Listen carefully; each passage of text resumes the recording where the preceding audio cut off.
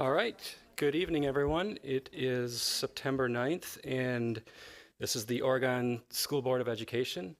It is 6:30, so I will call this meeting to order. Katie, could you please call the roll? Ms. Bijak? Here.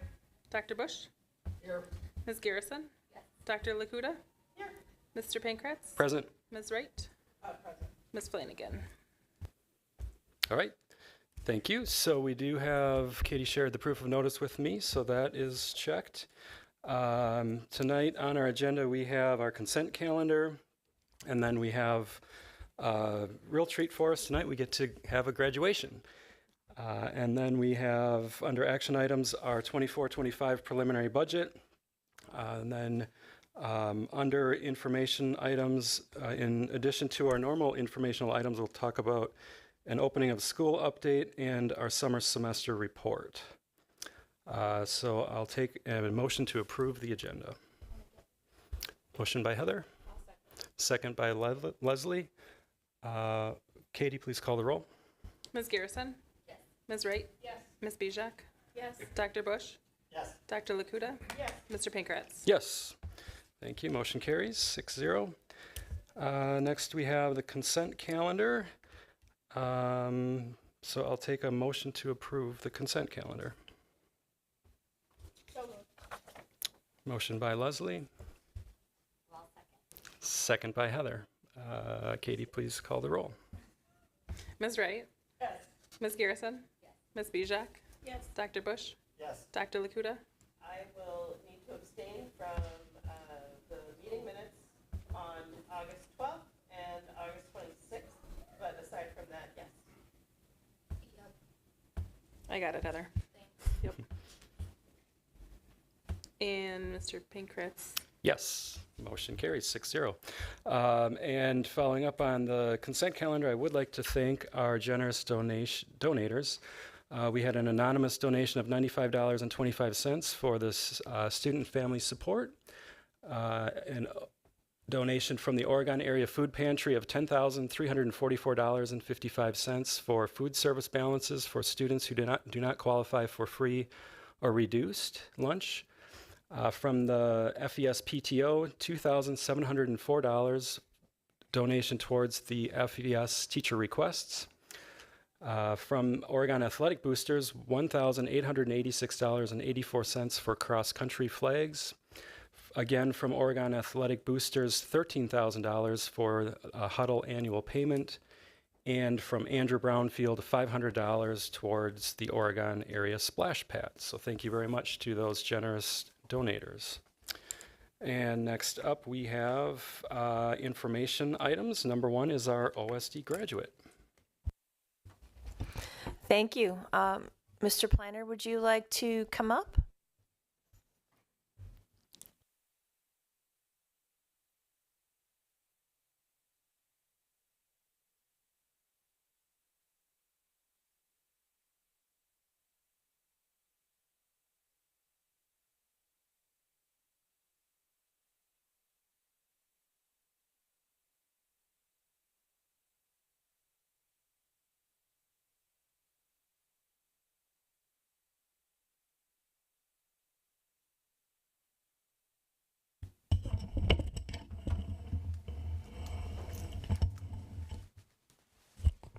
This will be an example. There's no barrier to finishing an education and the importance of that.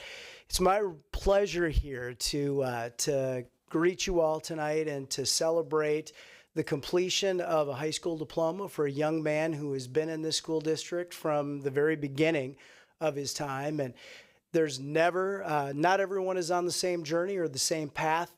And when the time is right, there's a means to get kids to the next step in their journey. And the time was right recently for this young man, Daniel Keller, and he connected through our night school program and Jennifer Schmidt. And I, again, cannot speak highly enough about the doors that Jen has helped open and the encouragement and the cheerleading that she does.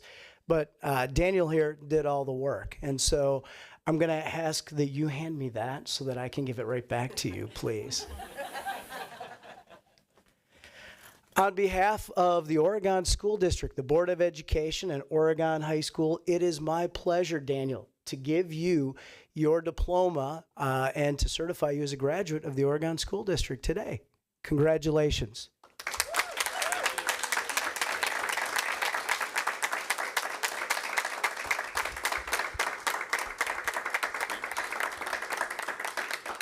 Do you have a speech? Just a moving on one, I suppose. Okay. All right. No, I'm all right. Thank you. Well, now that I've graduated, as Pliner said, a lot of doors have opened for me. So I can either look to continue my career in auto mechanics and working on cars, furthering my education there, or I could, go into something else in the trades, and it's all thanks to this. And Ms. Schmidt, I'm very thankful. Thank you.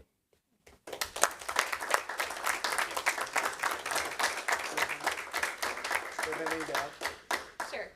I just want to say that it's thank you. Thank you for the opportunity to be the night school coordinator. I love it. It's one of my all-time favorite things I get to do.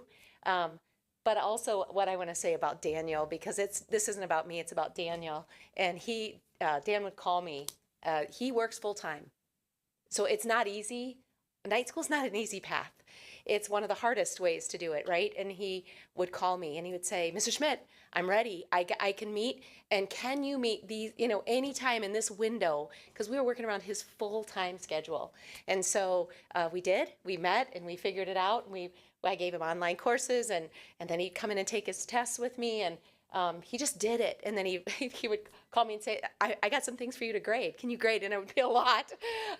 So yes, I'm just super proud of him. He did it. And thank you for the opportunity to be able to do that with him.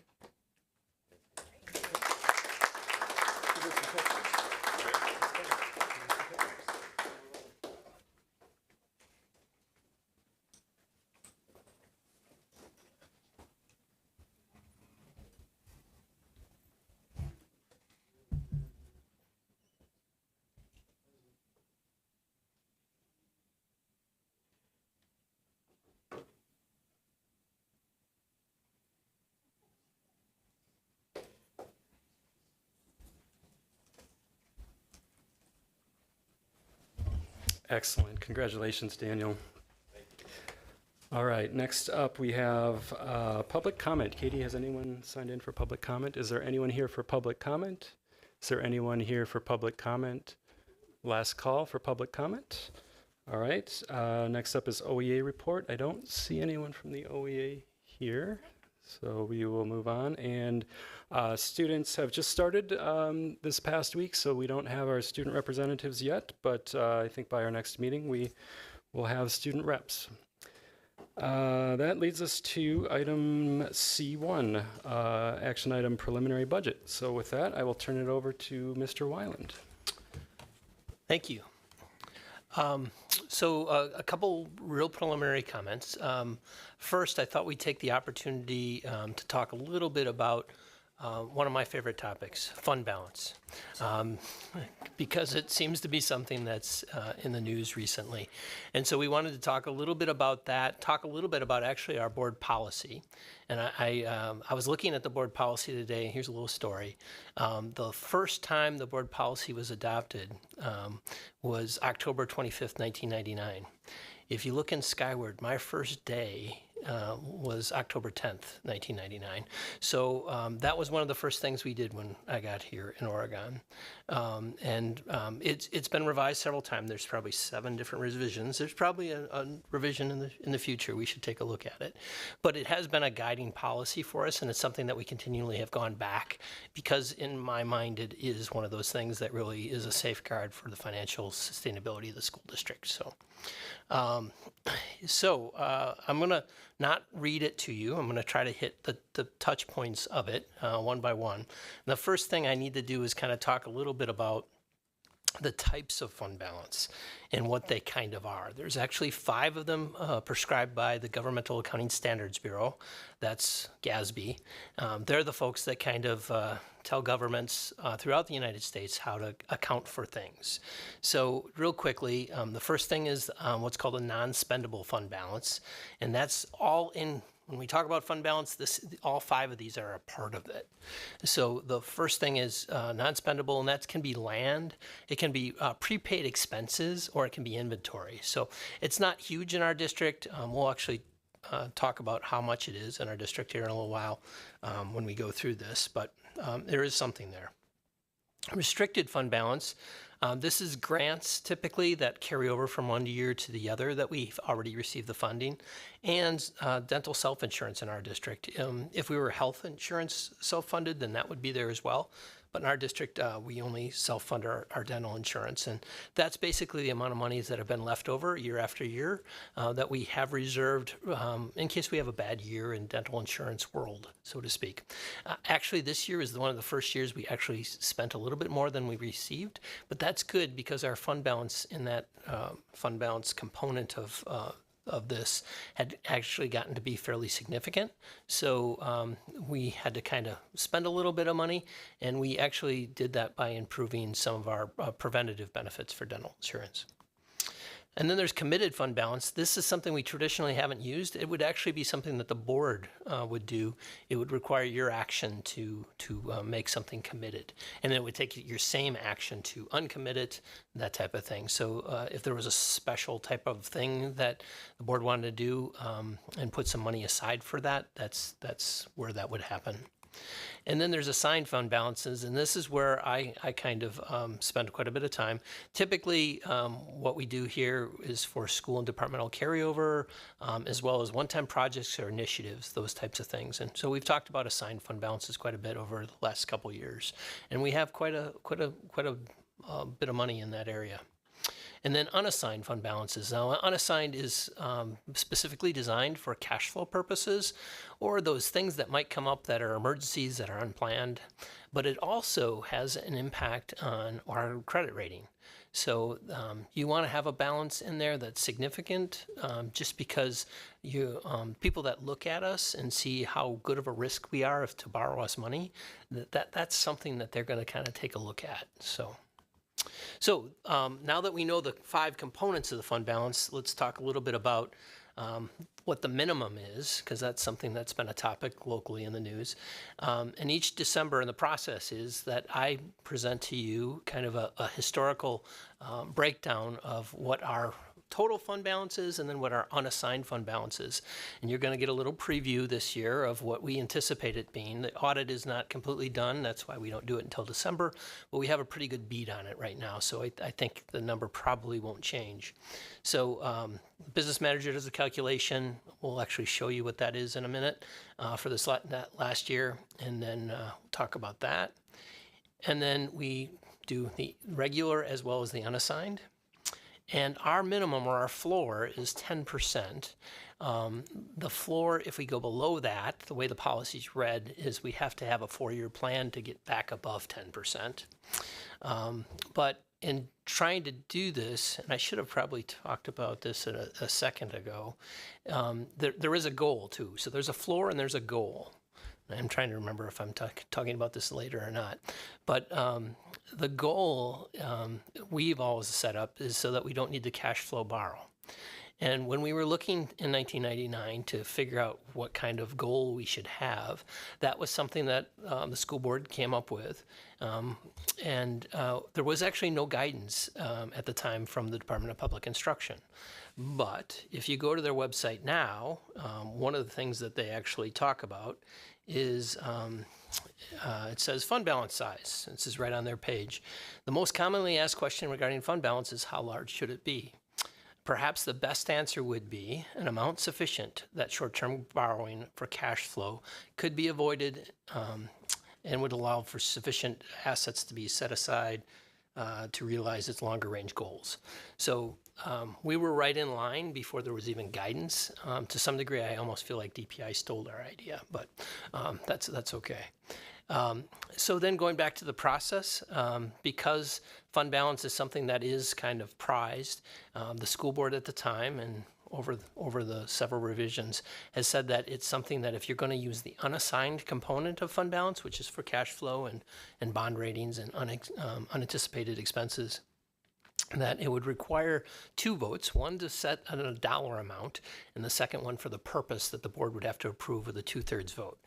We have a 7-person vote board, so that would require 5 of the 7 to vote in the affirmative for both of those things. And then the assigned component, which is something we talk about fairly often, is if we were ever to hit a situation where we thought we were going to go over and use unassigned fund balance, that wasn't planned, then I have an obligation to let the treasurer know, in this case it's Mary, to basically communicate with the board that that was going to happen. And then the policy actually says, and this is verbatim, any use of unassigned general fund balance to fund such a deficit would be approved by, again, a 2/3 vote. So there's not really a way around it. One way or another, the boards needs to vote 5 of them in the affirmative. So how have we done? Somebody put a nice arrow on there. Thank you, Erica. We did a 10-year history just to kind of show you. And this is right from the agenda item that we did last December, but we have the 2003-2024 numbers on there too. And you can see that the percentage kind of fluctuates a little bit. It's been on a little bit of upward trend, I would say, over the last 6-7 years, something like that, but bouncing around a little bit. And on the total fund balance perspective, on the unassigned balance, it has gone down a little bit because we're starting to assign some amounts.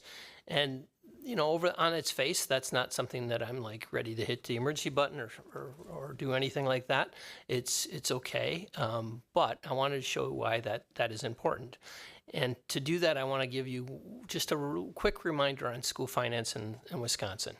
And that reminder is, as we have more assessed value behind each student, the more money comes from property taxes compared to state aid. Okay, so the reason that's important is as we all pay our property taxes, traditionally some will pay, in December, January type of thing. We don't get those funds until January, till mid-January. State aid, however, kind of comes spread out through the fiscal year. So it does change our cash flow perspective. So as we become more and more dependent on the property tax levy compared to the general state aid, we need more cash flow. We need more money in the unassigned balance to be able to cash flow. So this is a chart that's in each of your packets. Every packet, financial report packet. This is the actual one that's in the report, your packet tonight. And you see that we have a full 12 months. Now, I'm going to apologize. I'm going to get rid of the green line because the green line is a 10-year trend line, and quite honestly, it's probably not that useful anymore, so you won't see that in July. But you see 2023 compared to 2024, the orange and the blue line, so you get a kind of a feel between a 2-year basis.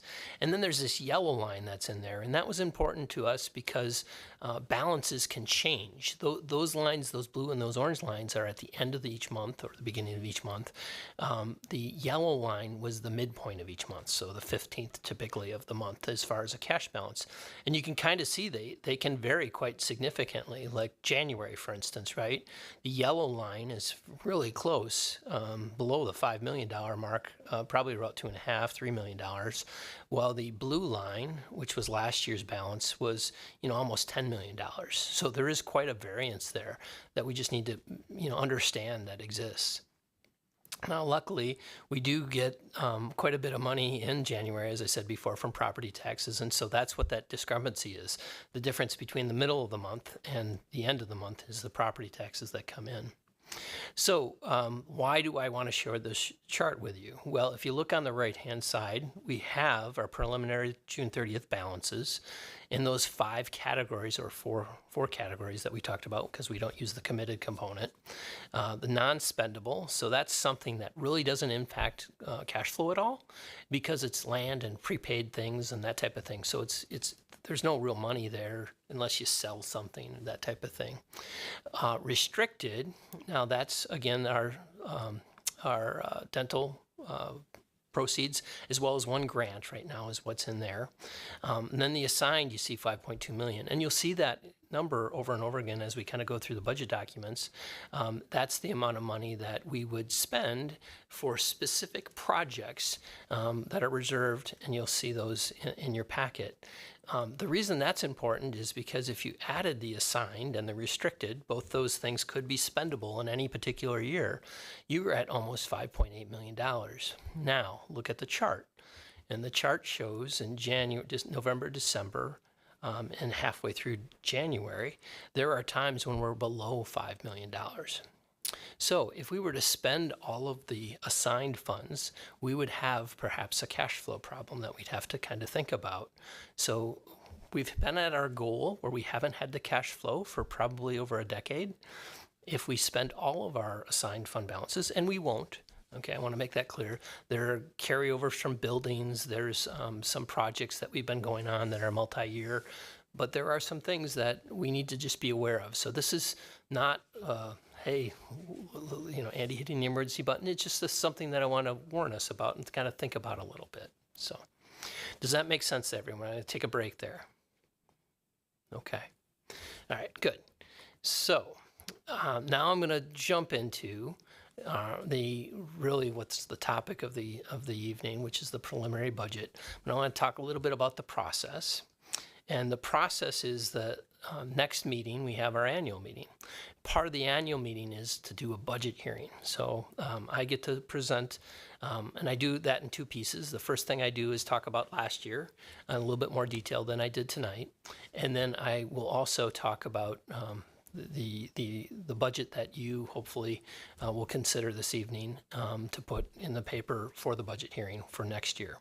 So we do the preliminary budget now. There's something that goes into the paper actually this Wednesday.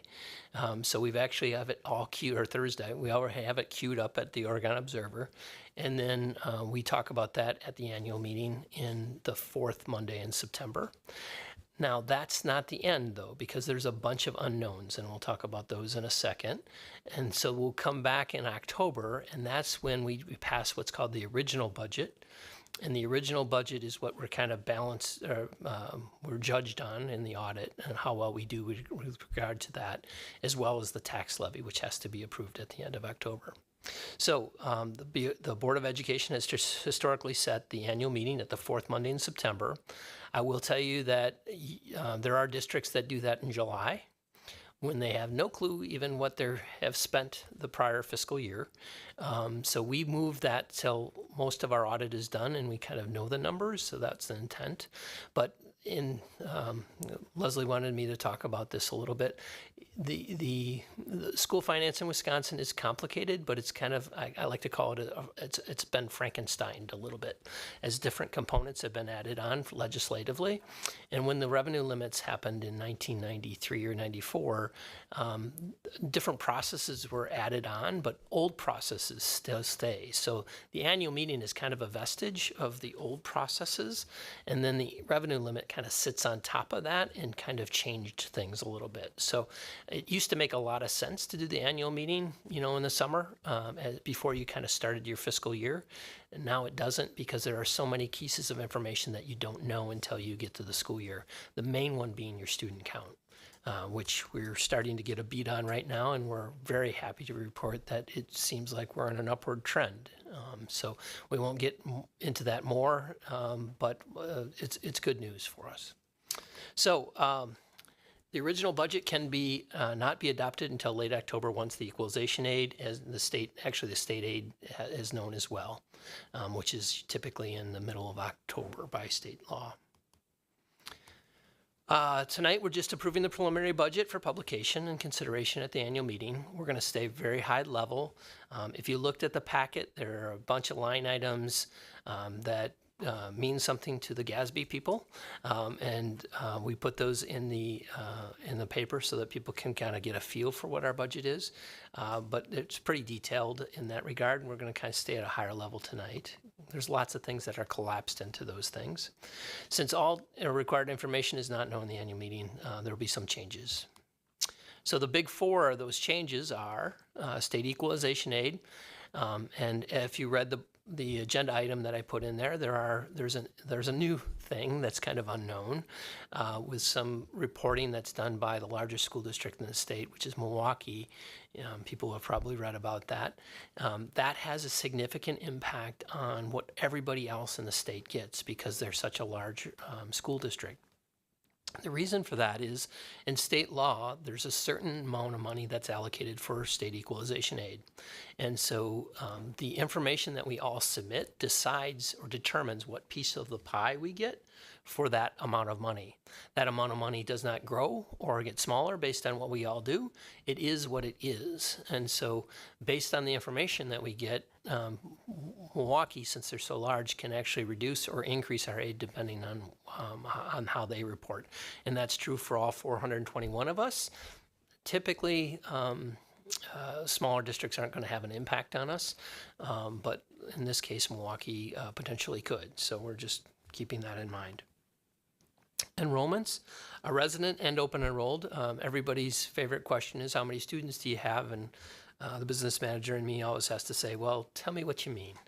Because if we're talking about how many kids we're actually educating, that's different than how many we get to count for residents. We actually count kids that don't go to school here for residents because they go open enroll out.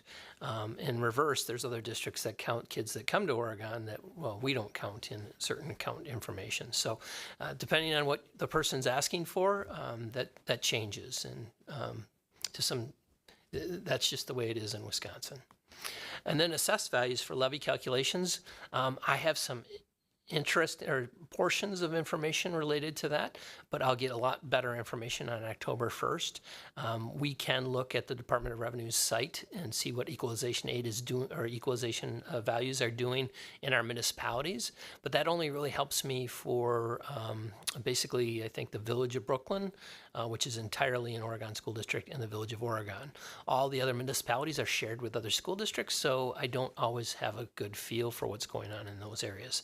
Fitchburg, for instance, is becoming a larger and larger component of our school district, and it's shared between Madison and Verona and Oregon. So lots of different things can happen there. And then the school levy credit, as we talked a lot about this last year, that is still in play this year as $80 additional million went into that bucket from the state in the biennial budget this year.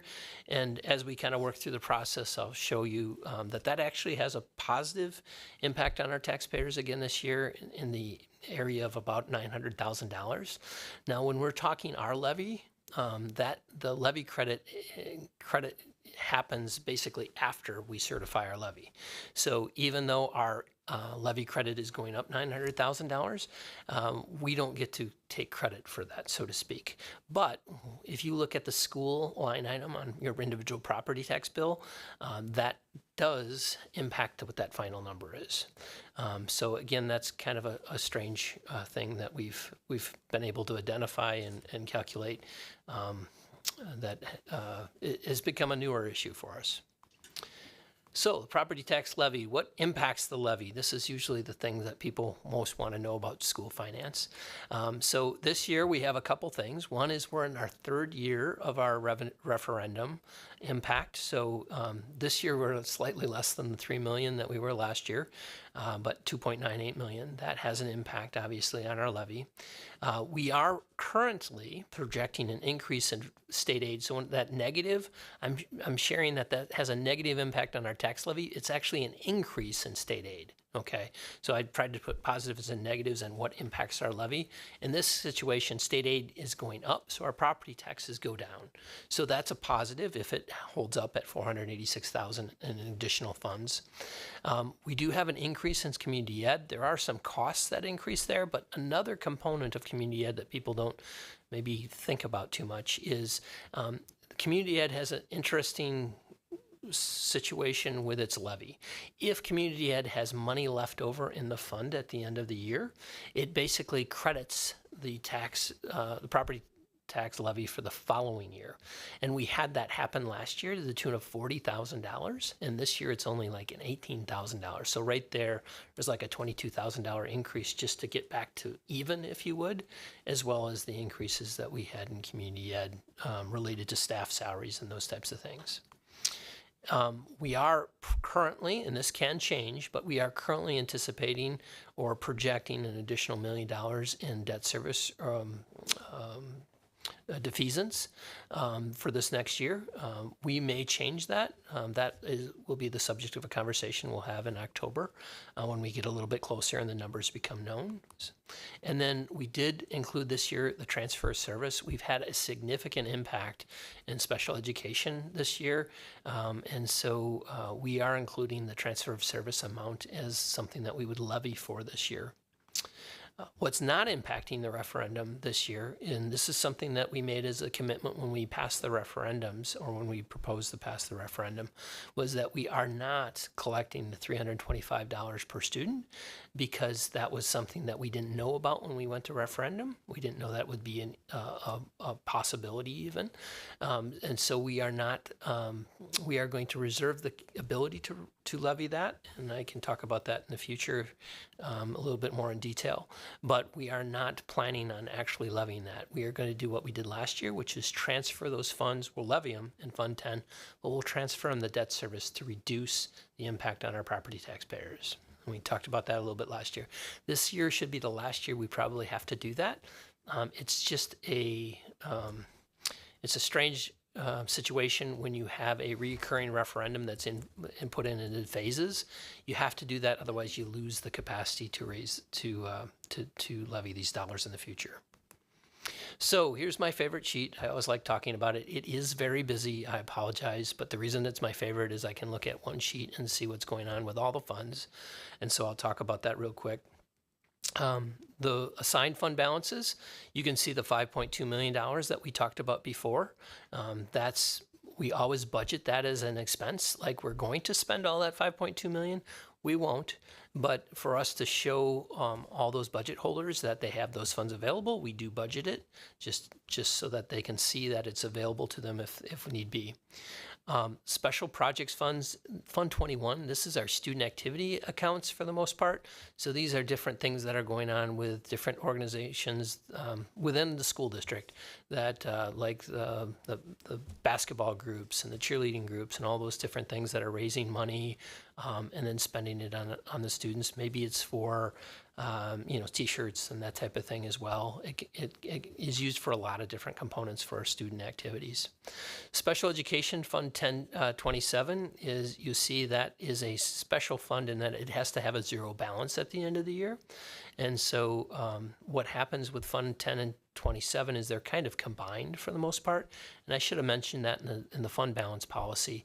If you read through that, there's actually a paragraph that kind of talks about that. 10 and 27 are linked because basically whatever we don't raise in Fund 27 through grants, we have to transfer from Fund 10 to 27.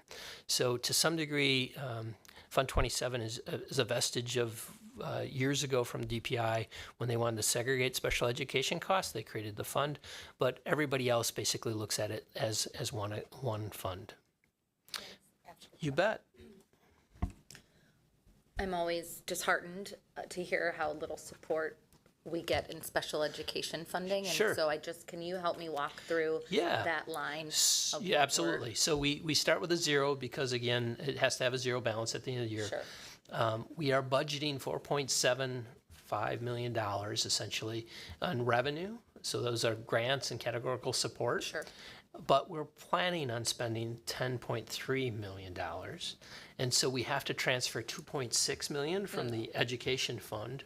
That's, $7.97 million. Right. I went to the wrong category. Busy. So almost $8 million from their education fund, the general fund, to the special education fund because essentially we're not compensated well enough. So I read the expenditure number wrong too, didn't I? So it's I'm with you. 4.7 in revenue, 12.5 in expenditures, and $8 million has to come from the general fund. So the summary there is that $8 million of our school budget is being used because we are underfunded for special education. Correct. Yep. Got it. I always like to point that out because I think that's an important thing that I was not aware of before I joined the board, and I'm not sure that a lot of people are. Yeah, historically there was a larger commitment to special education funding, and that has eroded over time. It has bumped up a touch, but nowhere near where it needs to in the last biennial budget. And sorry, one more follow-up on that. And I don't need an exact number, but this year it looks like just shy of 8 million. Yep. Is that an increase over last year? I think it was, I wanted to say it was 5, or I don't know, 6, something like that. It seems like this is a big. I would say that's quite a bit of an increase. We've had, like I said before, quite a few special needs students move Right. into the district. So more costs and we're not getting additional funding. Correct. Okay, thank you. You bet. So you said that's the 4.5 million in the budget is coming from the state and grants? State and federal sources, yes. Okay. So federal is IDEA, the majority of that, and that's several $1 million off the top of my head. I don't know the number. And then is a categorical reimbursement program, and that's kind of what Heather was mentioning. That percentage, was in the 20s. It moved back up to right around 30, but even last year they told us it was going to be a certain number. And because the legislature gets into the situation where they just allocate a certain dollar amount in their budget, we all have to fight for those dollars, and it actually came in a little bit less than what they had told us. Yeah. So one of the negatives of a multi-column spreadsheet is the business manager will get off a line, so I apologize for that. But again, you can still see everything on one sheet. So long-term capital improvement trust fund, that is finally got a decent sized balance in it because we put those funds in it from the TIF district that closed in Fitchburg last year. So you see that we're right about what that amount of money is. And we are budgeting $40,000 in interest, which is nice for us to be able to do that. And then I'm trying to remember the three. Oh, I did. Geez. This is, again, reason why I probably shouldn't do a multi-page. All right. So debt service fund 2039 is going on. We have a significant balance in there this year, and that's because we can accumulating money until we could basically call some debt. And we finally this year can call some debt in March. So we are actually starting to run scenarios on that. The reason I mention that is that's important to our folks so that we actually reduce the amount of indebtedness we have. We also reduce the amount of interest that we're going to pay. And the least amount of interest that we will save based on some scenarios that we're running showed over $1 million in savings and interest costs for our taxpayers. So one of the reasons we're doing this is obviously to save property tax money for interest. We'd rather pay that off ahead of time. So that's something we'll be talking more about as we get into the winter and spring. Then I'll jump back to the long-term capital improvement. We mentioned that. There is a small transfer there, and I'm trying to remember what that was for. Off the top of my head, I'm not remembering it now. But just $3,000 for something. I think it has something to do with the focus on energy money that came in related to an energy saving project that we were crediting back to that. And then we have the referendum funds. This is from 2018 that helped us build Forest Edge, but also in that referendum was safety stuff. And we've been continually doing safety items, as well as still kind of as we've moved into Forest Edge, doing those things that we think we probably should have done on the front end. So one of the things Forest Edge people may have noticed is that we put a new exit into the building that probably should have been done in the first place. But engineers aren't, well, they're always right. I'll just leave it. They're always right. So, yeah, absolutely. So it's working very well. Traffic's moving very well. We were glad that we did that project. We actually used some funds that were left over in there. One of the other benefits of a higher interest rate and climate is that because we've had money in there, it's actually been able to produce a little bit of revenue for us to do other projects. And we continue to do safety things. Again, I've probably said this 2 years now, but I think we're getting closer to having that fund closed out by the end of the year. Food service funds, we've had quite a bit of discussion over the last year or two. We think we've closed the gap quite a bit, and we still do show a deficit of about $64,000 at the end of this year. But we think as we work through this year, we also hope to basically close that final gap this next year, and we have a balance to be able to do that. So there's still $88,000 in there in fund balance at the end of this year. At least that's our plan at this point in time. Employee trust funds, this is a fund that's actually combined with Fund 74, but we break it out. These are sick leave days that our employees, we've determined based on some questions that we set aside for them for insurance purposes.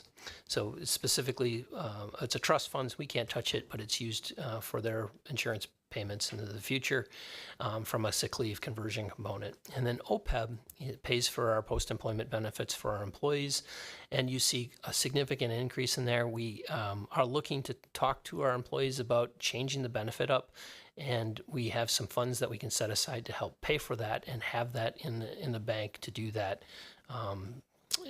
in this next year. So I think our process is going to start here in the fall to look at that.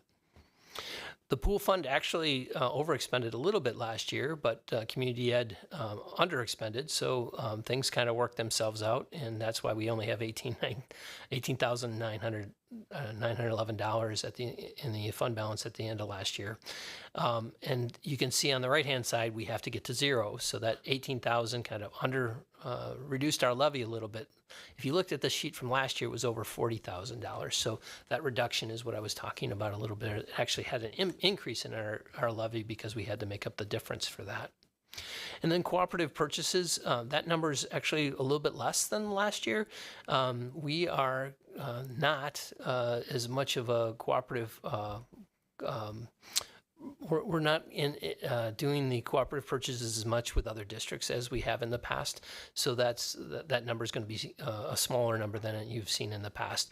And we're happy about that because we don't have to chase down teachers from 7 other districts. But that really has no impact on our district. It's kind of a zero fund as well. So that gives you a very high level of what's going on with the budget at this point in time. When we try to calculate the mill rate, what's going on with our, you have questions? Leslie has a question. You bet. Sorry, thank you. I was just wondering, like, on the pool and community education, Yeah. if when we get to the point where the pool is underneath community education, will that change these categories and become one line, or will we still keep them separate, or how will that, like, what kind of, like, change will that make? Sure. Yeah, I think we'd probably keep these separate. Historically, we've done that. If you were to look at the reporting that's like put in the paper and stuff like that, you wouldn't see this level of detail.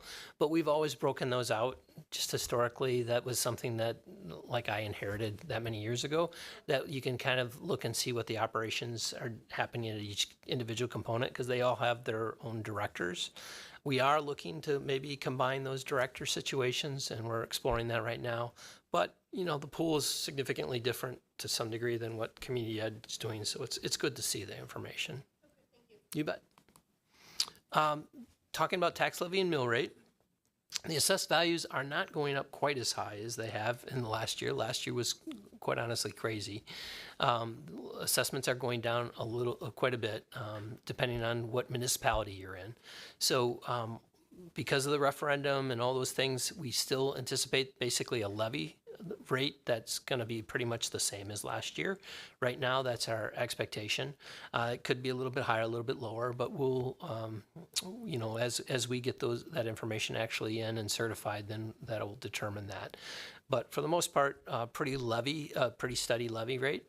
I will say, because we have 10 different municipalities, what the municipality experiences is really dependent to some degree on their assessment practices.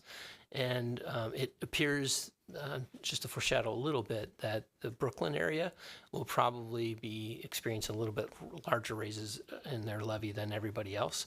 We'll see how this plays out as we get a little bit more information, but that's my take on it at this point in time. Places like the Village of Oregon, I think, will be fairly small increases, maybe 1% or 2% in their school levies after you, in fact, impact the levy credit. But other places, in last year, we were very worried about Fitchburg. I think depending on where you were in Fitchburg, there were increases, some more than others. But the rest of the municipalities were kind of reasonable in their increases. This year, the higher component's probably going to be in that Brooklyn area, the village and the township. So, what other questions do you have for me at this time?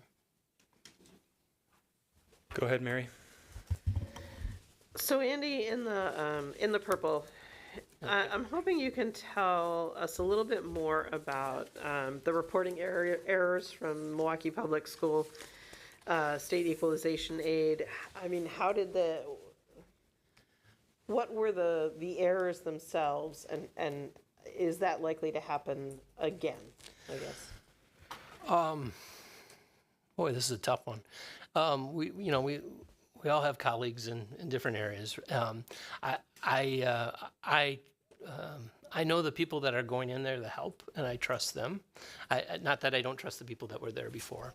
I think the big hurdle that I have heard is, and this is, I think, from reporting, is that I believe we use something called WUFR, which is Wisconsin Unified Financial Reporting something or other code as far as doing this. And we use a school specialized software that is designed for schools, was actually designed with the help of school districts with Skyward, that they made it, and there's a user group and that type of thing. I understand that Milwaukee School District actually uses the city's financial reporting system, which is going to be completely different than every school district in the state. So then I was under what I've been told is that basically they're using spreadsheets and stuff to convert the information from the city package to the Department of Public Instruction. So I don't know that there's been changeover. I think there has been changeover, but I can only anticipate or think about the processes that have to be in place to convert that information from one format to another. And then if you get any turnover in the people that do that work, I could see problems, right? And the auditors having to try to figure out what's going on and everything else. So I have some degree of empathy for that situation. One of the people that's going into there to work on the situation actually was the person that was my professor in college's father. So Todd Gray, I have a lot of respect for, and I'm sure that he will help kind of right the ship financially. So I hope that it gets better. There's a lot of focus on it. There's also, some legislative focus on it as well. So I think it will get better. But this year, I think, is still going to be kind of a little bit of an odd situation. Okay, yeah, no judgment, because obviously school budgets are very complex, and they have, I mean, it's a huge school district, but the other thing I'll just quickly say, and I had intended to say this before, and I've told Leslie this a bunch of times, what we've gone through with the pandemic and the financial sources and everything that has gone on over the last 4 or 5 years, if there was a situation that is a stress test, this was it. This was difficult to manage, where we had so many different one-time funding sources that, as we talked about when we went to our referendum and everything, the school districts would get reliant on. And I will say that my prophecy of every school district in the state will have to go to referendum seems to be happening. I think there are over 100 that are going out to referendum in November. So it's just been a difficult situation from a school finance perspective. So you're feeling more comfortable that with them bringing in help, there's less likely to be a reporting error of that magnitude. In the future, yes. I think this year we're still a little bit, it's going to take some time to fix what's going on there. Okay. And then jumping down to the equalized assessed valuation, in the board packet, it has that you're projecting conservatively an increase of 7.25% for the 2024 levy. Do you have like a feel for high and low of what that percentage might be?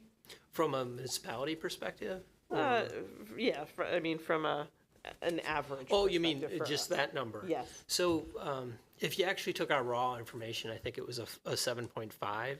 So, I would say that I think there's more development in our multi-jurisdictional school districts than in others. So I would say, it could be 8, could be 8.5, something like that. Now I could be totally wrong, but I feel like it's not gonna be 19 like it was last year. So But you think 725 is probably the I low? think it's probably a little low. Yeah, I Okay, would all right. be thinking that it would be higher.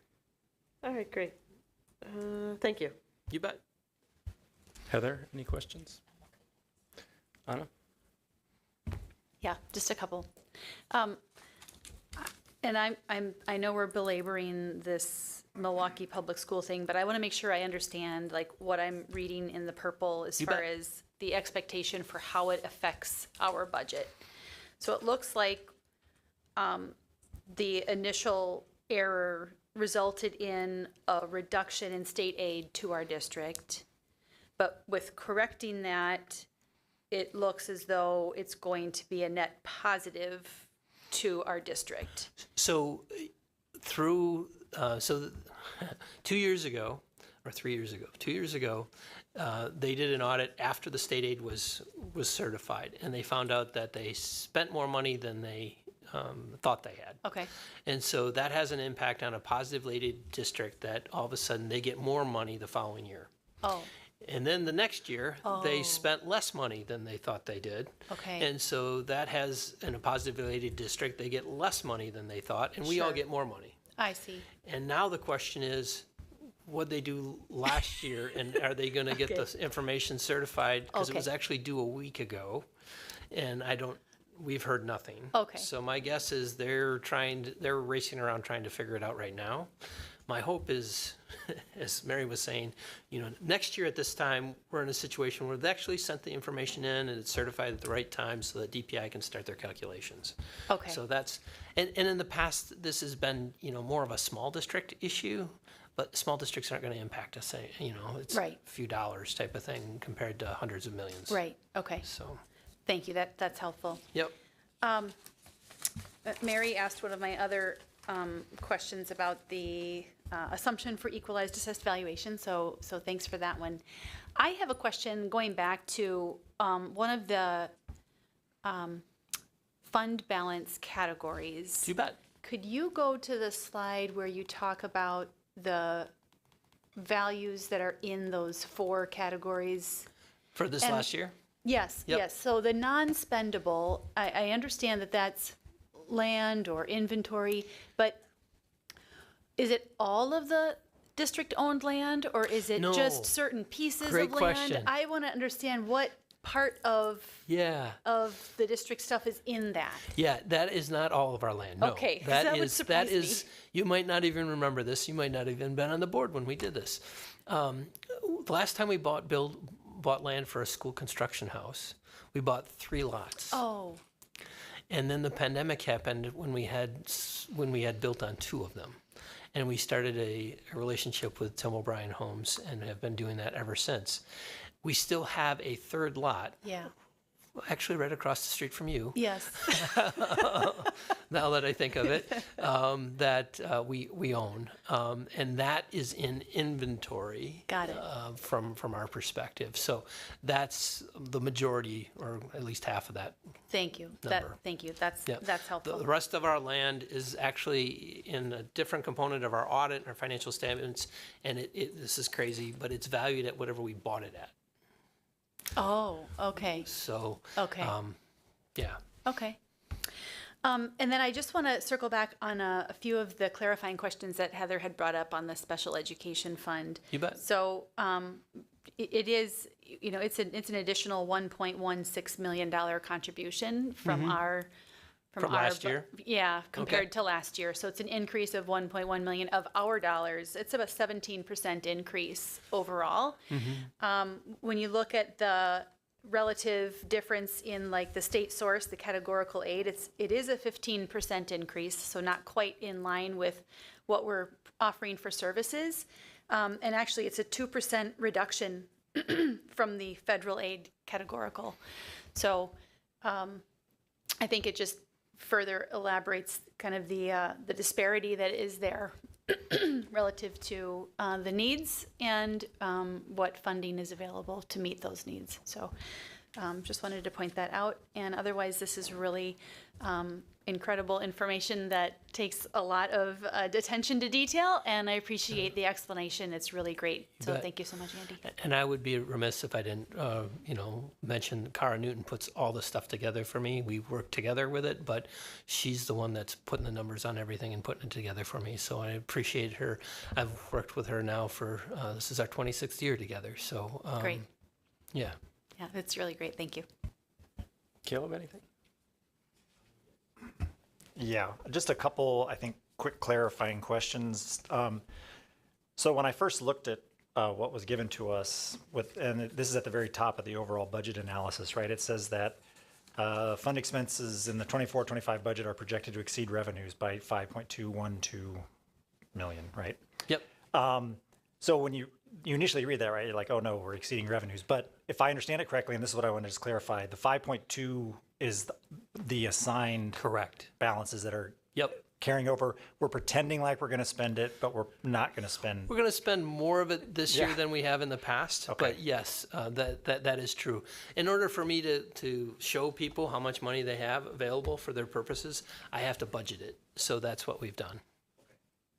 So that, I just wanted to make sure that I Yep. understood that. and That was is an excellent clarified. question. Yeah. And you're right.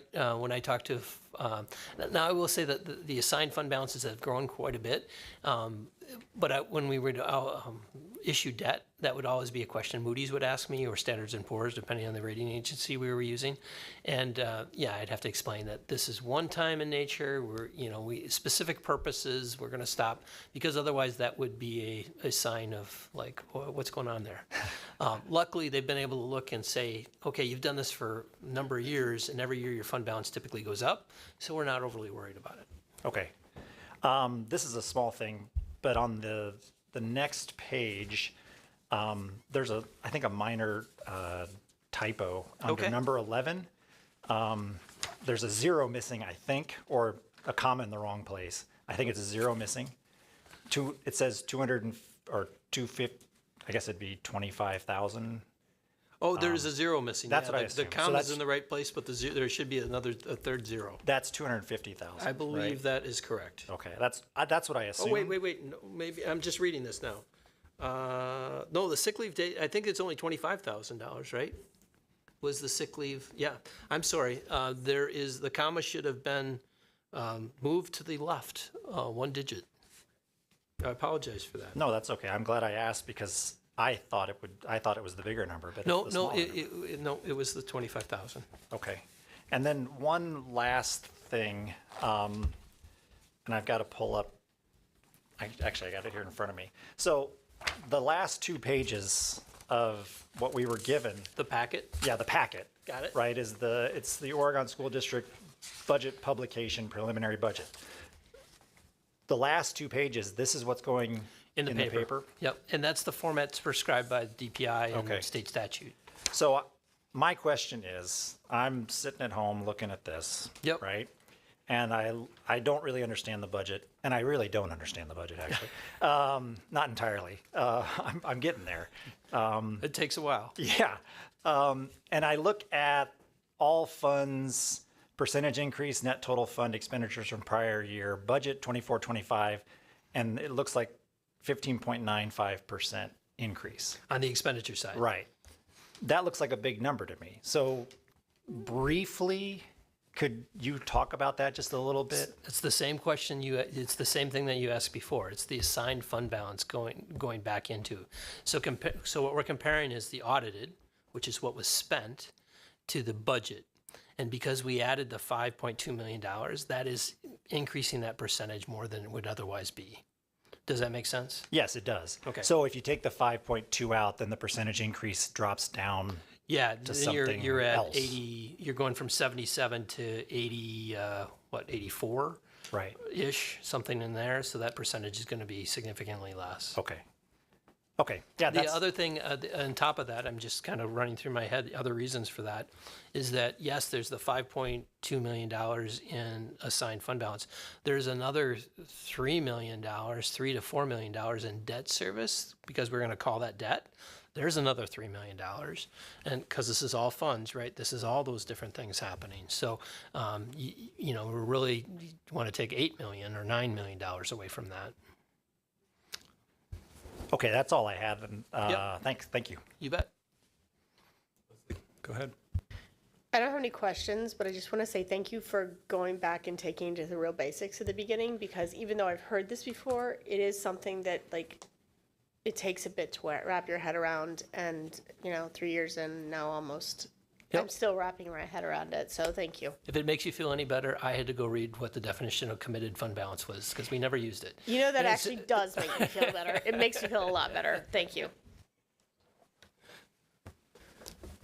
So Andy, I guess just one question for you regarding, this is the last year of our referendum, or a 3-year referendum. Yep. So now we enter into a new realm of continuing to have all of these pressures that we've been talking about with transportation, food service, salaries, it's education in general, right? And we've really been holding this additional $325 per pupil in reserve now for 2 years, Yep. which is going to help us with next year. But I guess what are you predicting, or what are you starting to think about for the next year? And are there any other strategies that might be on your mind in helping us to continue to be as fiscally responsible as we have been? Yeah. I'm hoping that the 325 times 2 plus the transfer of service, that's the amount of money from last year, not this year. The transfer of service from last year, which is only about $100,000. I'm hoping that can last us a couple years. It will really depend a lot on, how fast the board wants to utilize those funds. Because I think when we thought about the referendum last time, I thought that the thinking was, okay, let's put ourselves in a position that we don't have to go to referendum maybe, at the end of the 3 years or something like that. We should have a couple years. So most school districts, and we also don't know that, that this is the next biennial budget that we're going into. So theoretically, the 325 could be changed by the legislature. I don't hear that there's a lot of appetite for that, but that's where when I heard what the governor did with the veto pen, I was excited, because quite honestly, I would have anticipated a 0 again. We could have went back in that way. So at least there's something that's there. Now, when people get excited about the 325 per student, they're like, oh, that's a lot of money. Well, if you put that into percentage terms, it really isn't that much of we're talking about, a couple percent rather than that. So depending on what's going on with the CPI and wage pressures and those types of things, it's something. It's better than a 0, which was what the legislature did to us for, it was either 2 or 4 years. I'm trying to forget those years. It's something. We have some flexibility. We have a lot more flexibility than anybody else without going to referendum. And I think you're going to see a lot of districts going back to referendum. Some because they were, the referendums that they passed when we passed ours were non-recurring. So they have to go back, or they're going to have to cut a lot of stuff. Unfortunately for those school districts. So I think that's where we are. I don't have I wished I had another play, so to speak. I hope that the legislature becomes a little bit more school friendly over time. I think I'm getting into the political component of this, but I'm hoping the redistricting components make some races that are a little bit more friendly to school districts, and so that these budgets that are passed in the future are able to give us a little bit more in resources. So hope is not always a good plan, but that's kind of where I'm at right now. And as opportunities come about, we always have on our minds how we can better prepare and position our school districts. But I feel grateful that we have that capacity, I think, right now. I wished I had something else other than going to referendum, but that's the only strategies that are out there.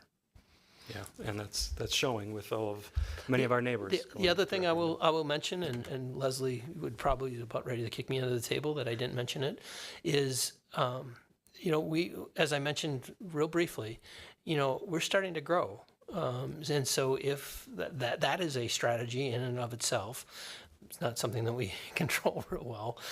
But if if what we're seeing continues the trend or starts the trend that we were anticipating, several years ago, then that's a really positive sign financially for us. Because if you recall, again, this is School Finance 101 tonight, when a resident moves into our district, we get a certain amount of money for that student, but it's based on a 3-year average. So if we have 60 new residents or something like that, we get funding for 20 the first year, and then and so as you get into that 3-year average, the second and the third year become easier for us. Mm-hmm. And from a taxpayer perspective, they also do something else. Remember I said how the state aid formula works. Well, the state aid formula is total assessed value divided by the number of students you have. If you have more students, then you look less rich, so to speak, from the state aid formula, and so they give you more state aid. So it takes a little bit of time to get into that, but I think that's the other thing that I'm hoping kind of continues for us.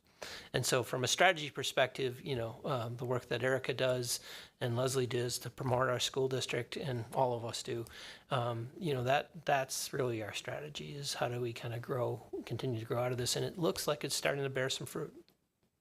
Yeah. All right. Thank you. All right. Well, board members, we have in front of us a recommended motion. So if there's no further questions, I'll entertain a motion. May I Oh, make one? go ahead, Leslie.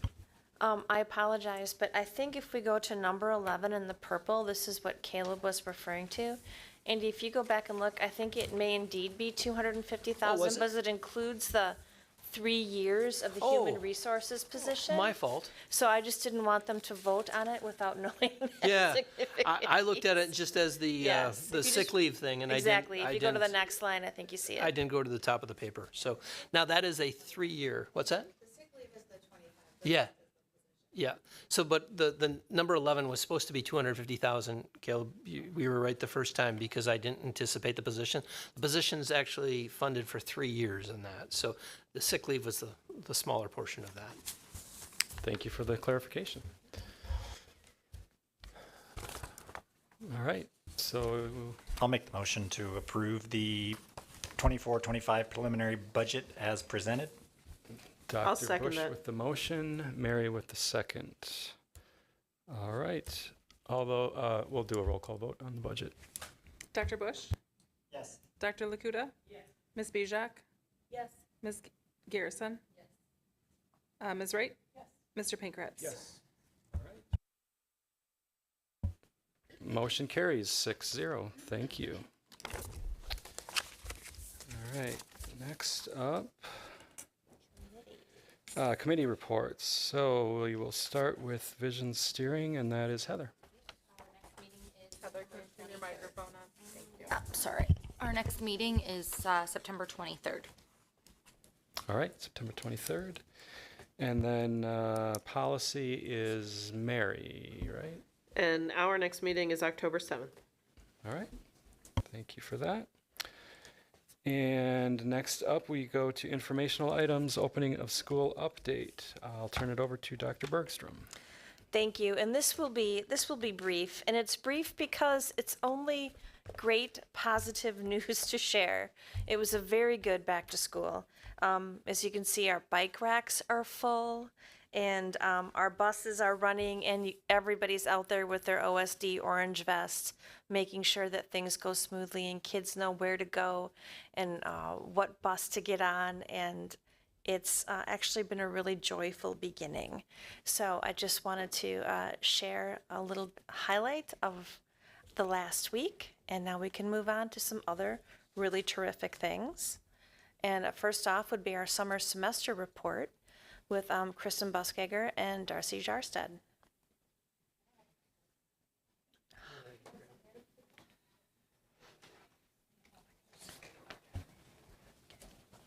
Okay. I probably need this. Okay. Can you hear me okay?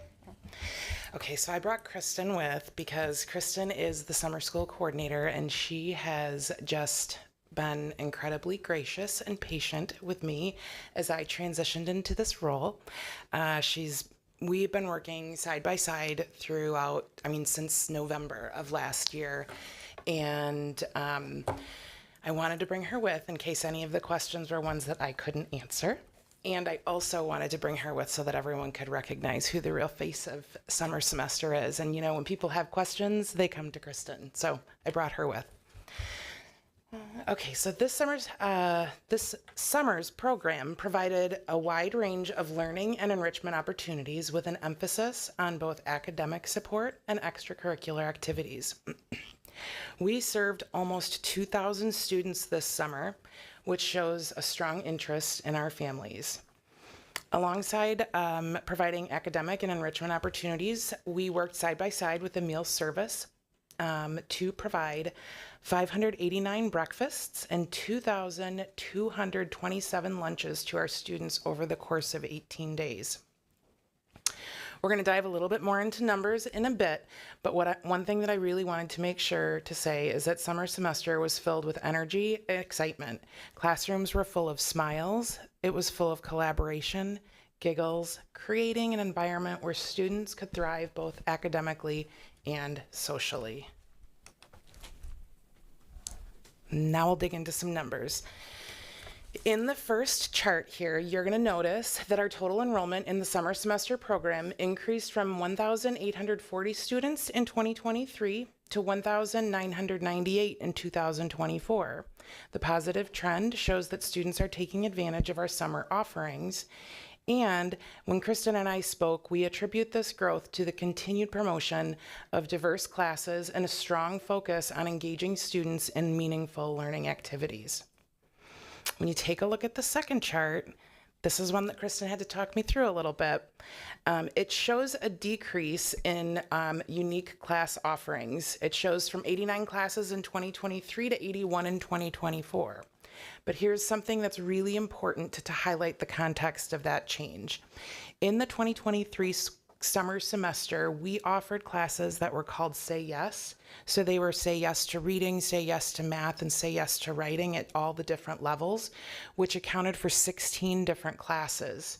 These were kind of intervention-ish classes that students could be recommended for, but didn't need to be recommended for. And so in 2024, we streamlined our offerings to focus solely on the traditional intervention classes. So those classes are ones that you must be recommended for in order to take. So we took those 16 Say Yes classes out of our catalog for this year.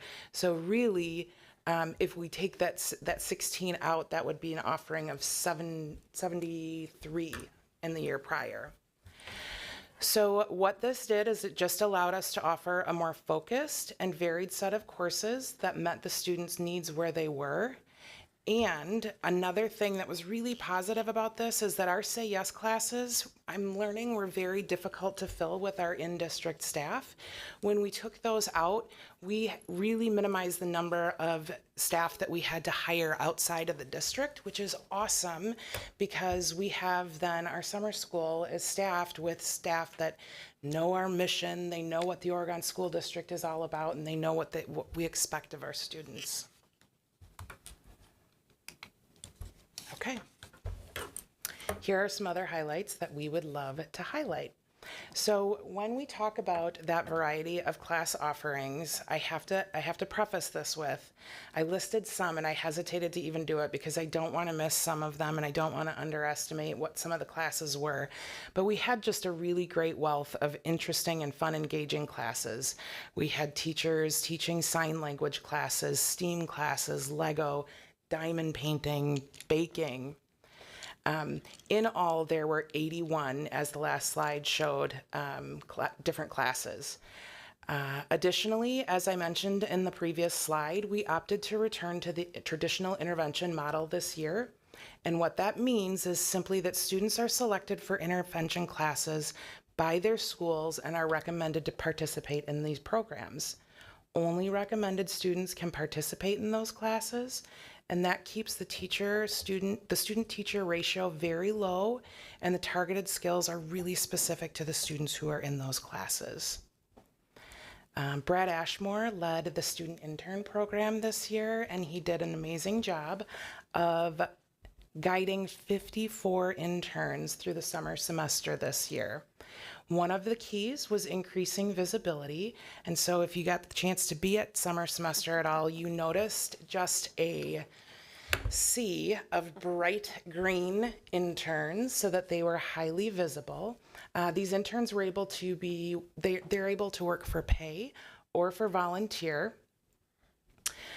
So one of the things that we really wanted to make sure that we did was ease that transition for those really young kids coming into the high school, which can be quite daunting.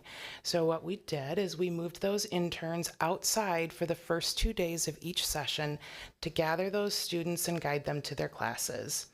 We also utilized interns for things like helping out in the classroom, supporting during lunch, and helping to ensure smooth operations and a positive experience for all as students transferred to transportation. We also used the Visitor Aware system for the second summer this year. We did get to add a new kiosk to make the kiosks more accessible during high traffic times like the beginning of the day. Parents who wanted to enter the building and leave the sort of drop-off area where summer school begins its day were required to register on these kiosks. They only had to register once a day, but it ensured that we had a really good understanding of who was in the building at any time. Another really big thing that we did to increase safety this year is we started using Infinite Campus to notify families if students in the upper grades, and we selected this year, I think fifth grade and up, if their students were not present for the scheduled activities that they were supposed to be there for. So in the past, we'd called parents if students weren't there, but what we learned is that by the time we got up to 5th and 6th grade, it was really difficult within that 4-hour time to contact everyone that we needed to contact. So we worked with John Tanner, who helped us set this up, and we had the Infinite Campus do the calls to all the families when students in 5th and up weren't in their scheduled activities, which also allowed us the ability to really personally handle those parents of the younger kids and make personal calls about those. Jumpstart is also included in our numbers, and Jumpstart is just a really great opportunity for students to transition more smoothly into their new school. Students have the opportunities during these times to familiarize themselves with the school, see where their classes are, meet the adults they'll be working with, and many other things depending on the age of the student. Jumpstart's offered to incoming 5th graders at RCI, 7th graders at OMS, and freshmen at the high school. This year's attendance showed that 78% of incoming 5th graders took advantage of this opportunity, 80% of incoming 7th graders, and a whopping 89% of our incoming freshmen participated. Okay, so coming up, we have summer school dates to be determined. We are already working with Gina and Leslie and Andy to try to figure out what the best dates are for summer school, and we'll share that as soon as we get that.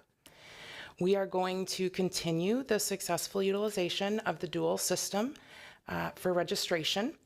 This approach just allows us to manage the high speed of all of the people that are registering on that first initial night of registration. We tried last year to work with Infinite Campus to see if they had the capability to do that so that we didn't have to toggle between the two systems, but they really don't have the ability to do that at this point. We have seen a growth in the course offerings for 7-12. But they still really remain difficult to fill. And by difficult to fill, I mean it's difficult to get the students to fill those classes so that we can run them. So we're just going to continue to explore different opportunities to boost enrollment and what kind of classes students may be interested in. We are going to continue to provide supported learning opportunities for students who are not yet at grade level. We found a lot of success with our intervention programs, our return to intervention, and are really looking forward to continuing that next year. Also, We are going to keep our focus on promoting a fun and love of learning for all students in Oregon. We encourage hands-on experiences and academic enrichment, and we aim to create an environment where students are excited to learn. That is all I have.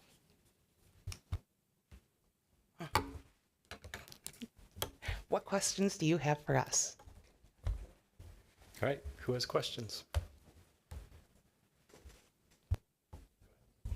Not really a question, just thank you for all your time and effort that you would take to separate your job from your other jobs to look at summer school in really detail and help our kids to have something fun and educational that they could do in the summer. So thank you.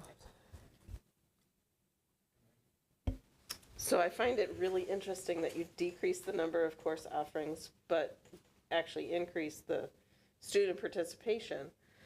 Did you increase like the number of sections of other classes that were more desirable, or, I mean, so how did you boost the numbers? Yeah. So part of how that transpired is the fill rates within our classes are the threshold to hold a class. We raised that to a level that's more commensurate with how we would have our classrooms run during the school year. So, we don't want to run a class that has five students that are registered. So we have a threshold that we put together, and we look at the age of the kids and what are other offerings. If we would have to cancel that class, would we be able to put them in another class, shifting all of their schedule around. So we try to keep that to a minimum, but I would say overall the threshold that of the enrollees in our classes was higher this year. So I would say that we maximized the classes that we had offered with the enrollment within those classes, which was is a positive thing for us. We like to keep the cancellation of classes to a minimum, obviously. And so by having, helping parents, if they're struggling with where those kids can go, by having them reach out to me and say, okay, well, let's see if we juggle this around. If we actually move this class to this hour, it allows you to go into this class so that we can get all of that enrollment. The other thing that we did is with some of those classes that were difficult to fill because they were on the upper grade level, we worked with those teachers to maybe expand the grade level band so that it went a little bit younger. And that allows more students to, take that class and allow us to keep that class because we have a higher number of younger students and sometimes we struggle at where to put them because we don't have an opening in their hour that they're looking for. So by expanding those age bands for those classes, with the assistance of the teachers and kind of allowing us to do that and working through that with them, that really helped us be able to have a high percentage within each classroom. Thank you, and thank you for the presentation and for, getting our students excited to come to the summer session. Thank you.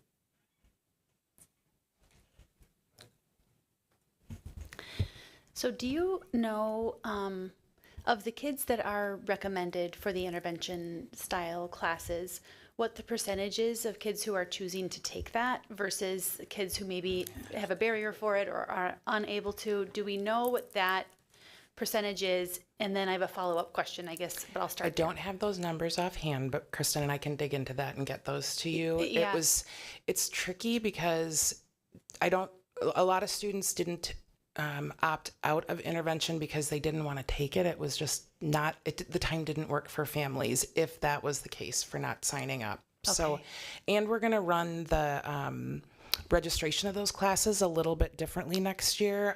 Okay. We're going to try to work with the system to input the students in before registration opens so that parents just have to give the, permissions to attend. Okay. I like the idea of, I guess, focusing on the students who really would benefit the most from that and being able to have targeted instruction. But I also really loved the name Say Yes to Reading and Say Yes to all these things. Like, that is just the cutest thing ever. But I've got to believe that other summer classes are doing that full spectrum of 100%. We're teaching reading while we're doing something fun. I mean, it's not like they're losing opportunities. It's just maybe not that same focused instruction for the kids who really might maybe need that focus. So can you maybe speak to that a little bit about how that is working with the other classes? 100%. So we did have fun. So teachers knew that we weren't going to be offering, or we weren't going to be requiring the Say Yes classes, but our communication was simply, if they wanted to teach one of those classes, write up the proposal and call it what you want. So then we got some really creative names at different grade levels that were meant to promote the love of reading or the love of math. I don't remember offhand that. Oh, one was called For the Love of Reading. Thank you. Yeah. Yes, yes. So there were, we kept those opportunities available, but they weren't filling only, we weren't recommending that students took those classes. Instead, we were doing the recommendations for the targeted interventions. Great. Really great information. Thank you so much. Echoing all the kudos, both of my children did summer school, and always a great experience, and it's wonderful to see all of the different class offerings and creativity. My question is a follow-up to Anna's. So in terms of the students that were in that intervention, in those intervention classes, were we able to accommodate all of the students who were, had the go-ahead to do that? I think what you're asking is if we were able to meet the individual needs of the students in our classes.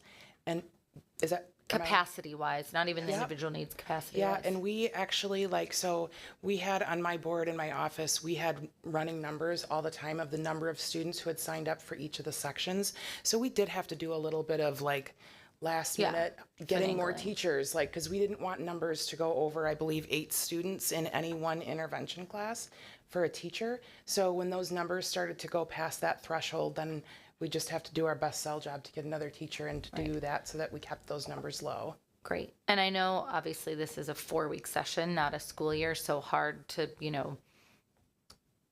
measure growth, but have you, or are you able to kind of take any sort of takeaways from, with, students in intervention classes? I don't know. I'm sure they aren't redoing a STAR test at the end of the 4 weeks. We did not do any sort of formal assessment. The only data that I would have right now would be the data that was the observational data from the teachers that were in those classes and spoke about the growth of the students from where they began to where they ended. Teachers did have access to the STAR scores from the end of the year. Yep. So we knew where to start instruction. And so growth then became from where we started to where we ended, but there was no formal measure of that last day in terms of STAR. Got it. And this is just a personal comment.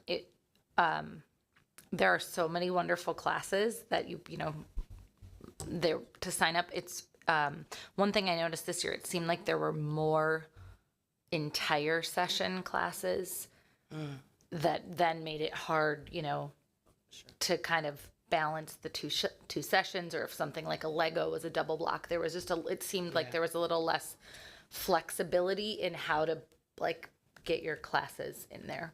So in some of those full session classes, the teachers were starting to consider how it might look as going 2 week and 2 week in the upcoming years. But since they'd already been registered for the full session, it made it we couldn't make the change. Yeah, again, it was just a noticing because there were all these amazing classes, and it was tough to fill. A puzzle to make it work because of the length of the sessions. But I think we will see a change in some of those that were 4 weeks to 2 weeks and 2 weeks, or however the session is broken up. I think it allows more offerings, but I also think that we saw some difficulty in that scheduling. And so, kids might not attend all 4 weeks. Right. And so that becomes a challenge. Then you have this capacity at, let's say, 20, and you know, the first 2 weeks you might have 18 because somebody's on vacation or whatever, but then next 2 weeks you could have, you know, kids that aren't there and they went on vacation, or they decided they were going to do a different class. Sure. And then they go to another class, and we try to figure out how to make that work. No doubt it's never ending, but just something, it was just a noticing. Yeah, no, it's absolutely, it's a puzzle. Yeah. And trying to put it together and get a full schedule sometimes is challenging. Yeah, perfect. Thank you.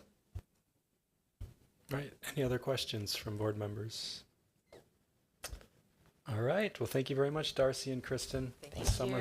The Oregon Summer School is a true gem. So thanks for taking care of it. Let's see. What do we have next? Yes. Thank you. I really do want to say thank you to our dynamic duo, Ms. Jarced, Ms. Buskager. They were fantastic together. But then Mr. Zerwick, Jason Zerwick, Brad Ashmore, Casey Knight, they were there all summer long as admins also. And I just think it was a real team effort, and really thrilled. So I am going to move a little bit off visioning and strategic planning, because that's really embedded in what we're going to be talking about tonight, which is the teaching and learning component and the district office goals, because it really all stems from our visioning and strategic planning framework. So you can see all of the, it starts mission and values and portrait of a graduate and the Board of Education priorities, and it goes all the way down through annual goals and action plans. And that's really where we are this evening, is what we will be talking about, is that at the district level. And we'll focus primarily, I would say, well, no, I won't say primarily. I'll say priority 1 through 5 will really be where you'll see most of what we have accomplished in this last year, because the board added priority 6, I believe, in May. So our goals, 1 through 5, we will focus on each of them in turn this evening, which means that many of my district office colleagues will be coming up to speak at the microphone, or they will already have microphones. And then you'll see sort of how all of the pieces fit together. And you certainly already have a bit of an opportunity to do that, because the last time we gathered for a board meeting, Mr. Tanner and Ms. Jarced sat and spoke about increased academic achievement at the very broad level. And today you'll hear about that, a little more from that goal, all the other goals, and then in the following board meeting, we'll have the 4K through grade 4 administrators come in and sort of get down to the detail regarding how the academic achievement and increased readiness for learning looked at the school level. So with that, I'm going to pass this one slide off to Mr. Tanner for just a couple of additional indicators that we have been examining related to academic achievement. Hi, so yeah, last time we talked a lot about a lot of data, and it was mostly focused on the actual achievement data and the metrics we used for determining that. And there's one other component that we wanted to take a look at here and share with you, which is data from the School Perceptions Survey. And this looks at how families and students perceive their academic achievement. So the School Perception Survey, basically the family part says the school has high expectations for my child. And this is to all families of all grade levels. And these are consistently high, and that's a really good thing. The next one is part of a senior exit survey. And so this tends to skew a little bit more toward high school students, which probably is good, because high expectations might be a little bit more difficult for real young children to understand what that means. But and also seniors looking at Portrait of a Graduate, they're in the thick of it. But they said to the statement of, my teachers had high expectations for me, that is also a high percentile, or a high percentage agreed with that statement. 93% in 2021, We skipped 2022 because we were gathering data from the Panorama survey that year that we thought would suffice. And then we realized that didn't provide exactly what we wanted. And so we went back to school perceptions for 2023 and 2024. But essentially, we're right in that about 90% range. So this is good because it's similar between what families perceive and what students perceive, which is good because you want to be consistent there. And it's also a really high agreement rate with it being challenging and having high expectations. So that's what we're doing because obviously if we're going to increase academic achievement, we need to keep on challenging students to continue to learn and grow and do their best. Do you have any questions on that? It's pretty brief. But if not, I'll turn it over to Dr. Anderson.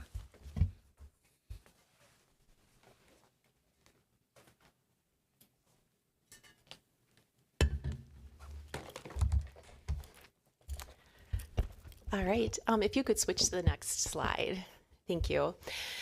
So you've heard about the academic achievement and performance, and what really helps to increase success in that area, what undergirds that is this idea of increased readiness for learning for our students. And so this next goal, I'm just going to highlight a couple big rocks in this area.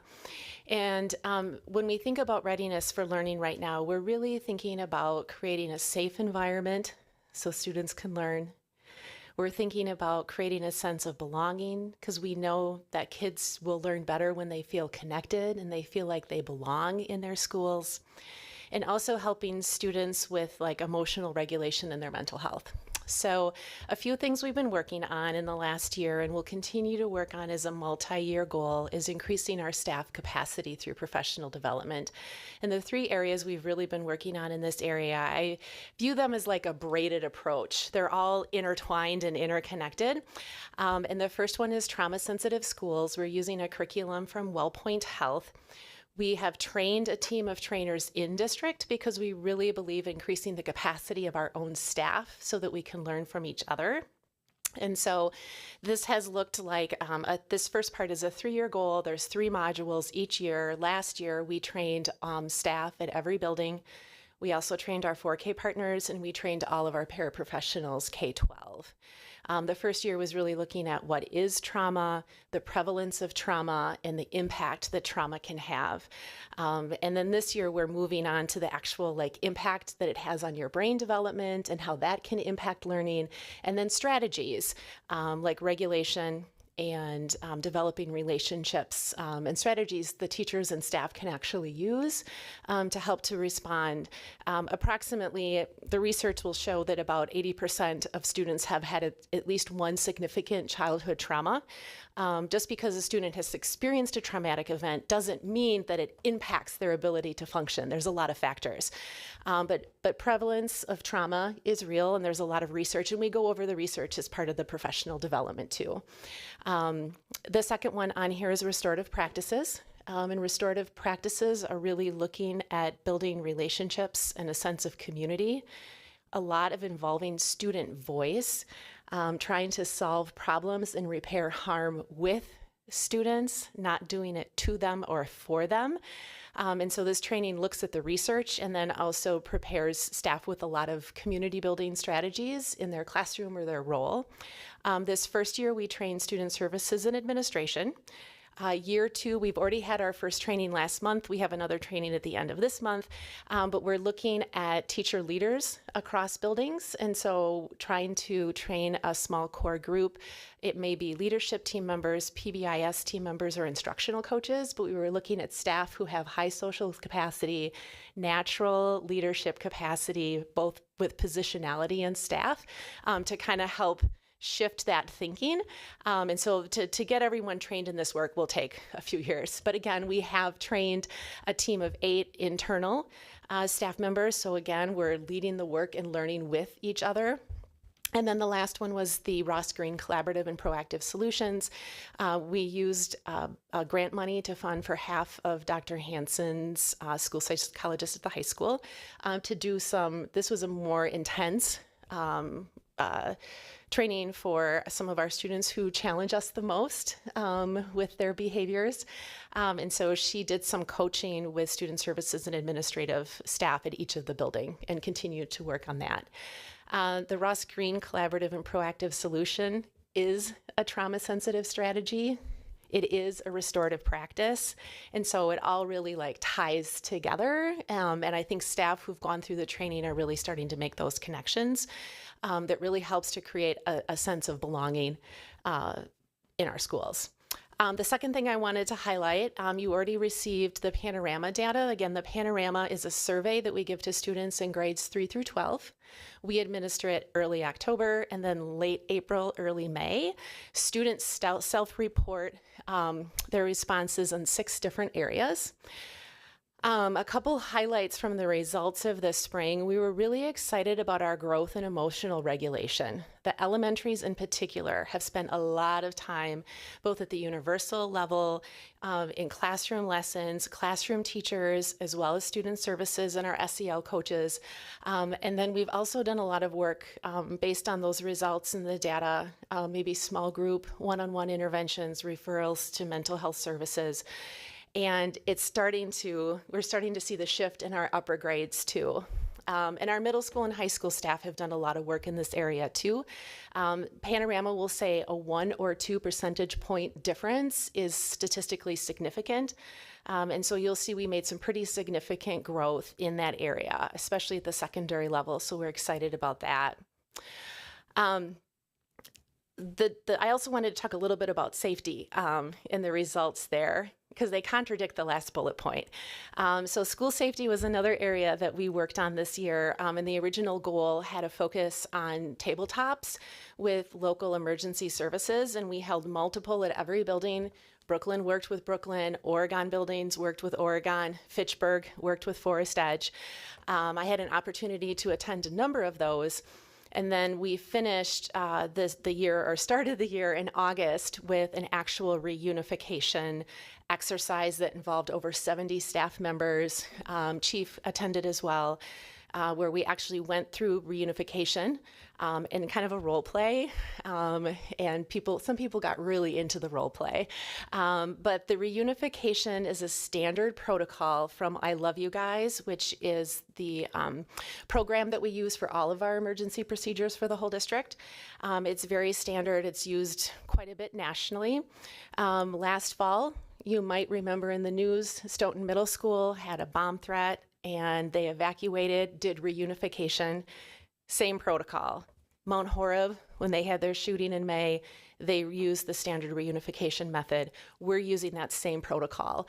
And so we practiced that, and I think learned a lot from that experience, got really positive feedback from staff about being able to go through that process so that we can be prepared.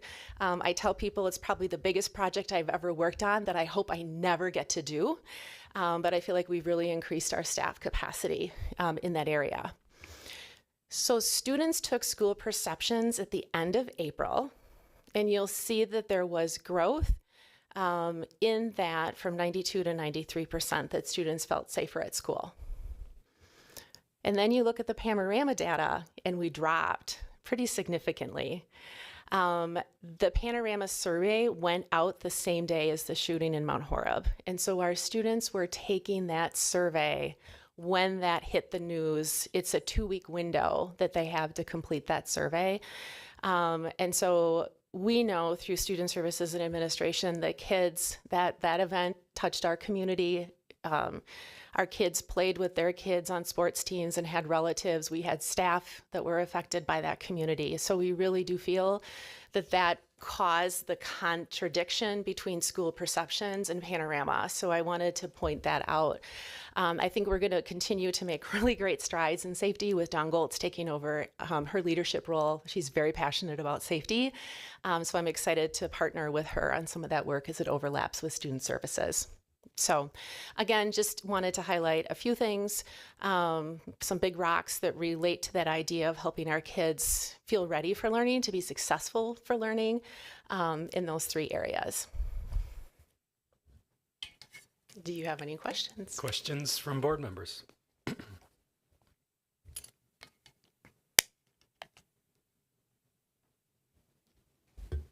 Thank you, Dr. Anderson. Thank you. All right, then.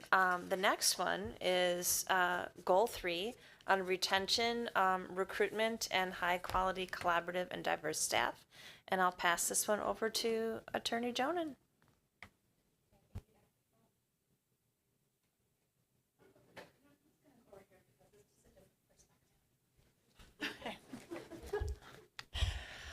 Okay, so one of my main focus in my department is to retain and recruit high quality, collaborative, and diverse staff. And so one of the goals that we set every year is looking at our turnover and trying to keep that rate less than 3%. I will say there's two ways to look at retention. So I keep the statistics in both ways. So one is just a general, how many of our staff were here last school year and are not here this year. And so the Dane County average is about 10% if you look at that. Our numbers for this past year were at 7%, which I will say is higher for us. Still a strong percentage of those staff. I look at what could I do to retain those staff. And so really 93% of them, I would say we couldn't do, or 97% of them, we couldn't do anything because they're following a partner or they're staying home with their children. And so when I asked them, what could we do to keep you? They would say, you know, we love the Oregon School District. It's just our life is taking us in a different direction. So I keep the stat that way because that does impact all of us in terms of those turnover costs that all employers experience. But where I really focus in on is the staff who leave us where I feel like we could control that. So did they take a similar job in a neighboring district? And if they did, why did they do that? And so our goal has been to keep that to less than 3%. Dane County average is around 5%. So historically, in the 12 years that I've been here, we have hovered around 1%. So we've been really, really proud of that. We did see a slight uptick this year to 1.9%. And so we really are digging into why is that occurring.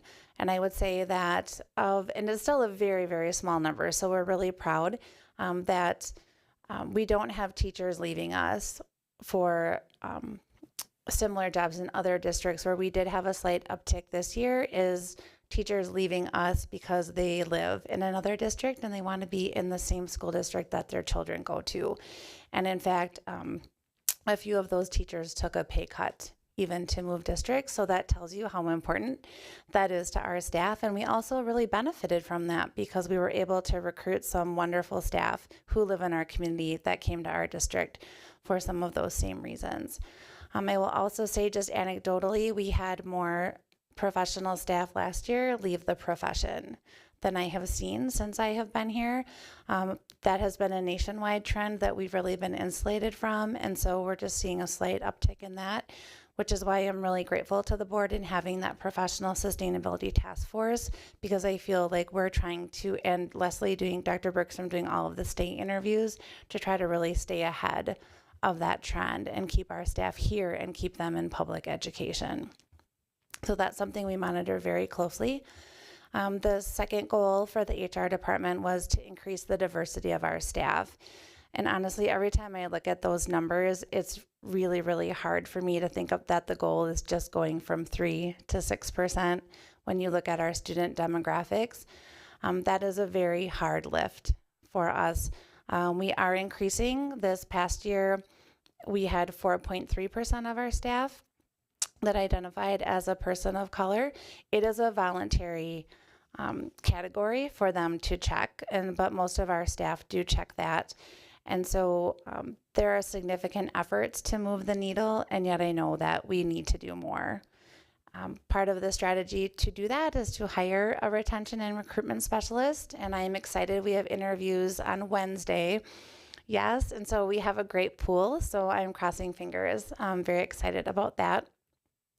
And then the third bullet point is the sustainability action steps that we took in the 23-24 school year, which I've touched upon. Having that professional sustainability task force has been critical. Hiring building subs for this year, which we've received a lot of thank yous for doing that. the shift from the sick day to the personal day. So that announcement went out this week in coordination with the OEA, and then hoping to fill that recruitment position.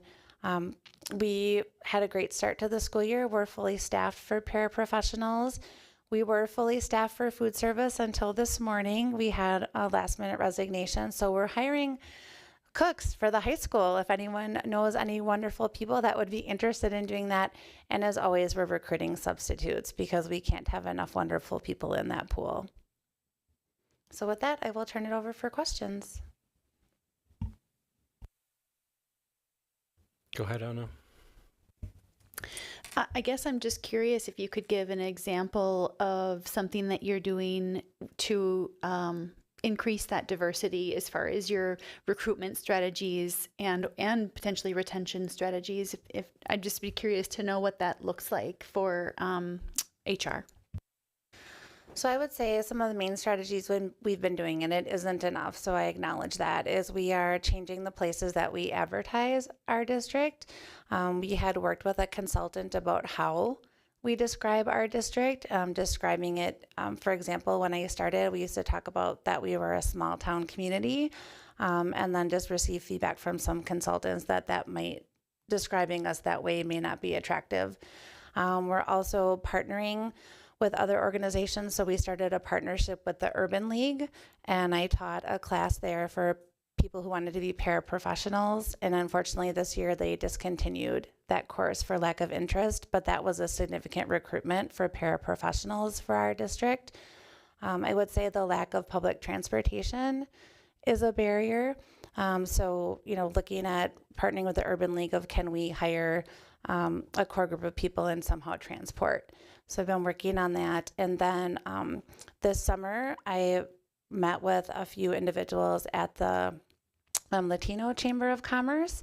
And so one thing we've been talking about is if we should join and advertise for their members, because I would say the one focus we have is finding people who are heritage Spanish speakers or bilingual in Spanish, trying to partner with Centro Hispano, and just getting our name out there of a place for people to look at and want to be in. But really, honestly, our best retention and recruitment has been word of mouth and referrals from the people who already work here. So we do a $100 thank you referral payment for anyone who refers someone that we then hire. And that has been really effective for us as well. I have one more follow-up. Do we know how that percentage compares to our students who, I guess, how does that ratio compare of staff to students who identify? I would say for 23, 24, I'm estimating that we had students, about 14% of our students identified as students of color. So we have a ways to go.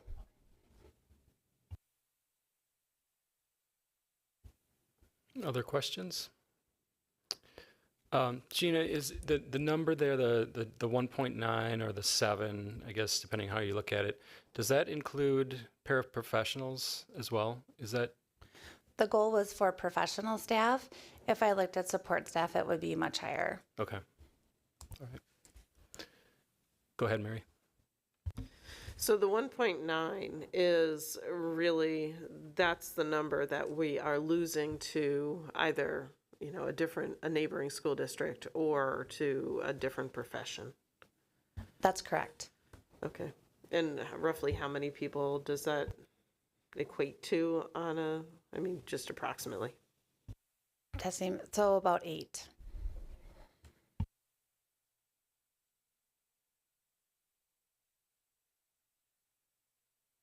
All right.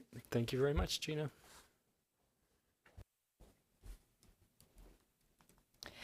And next, we'll be talking about how we are working to strengthen our family and community partnerships. And you're in for a visual treat on this one.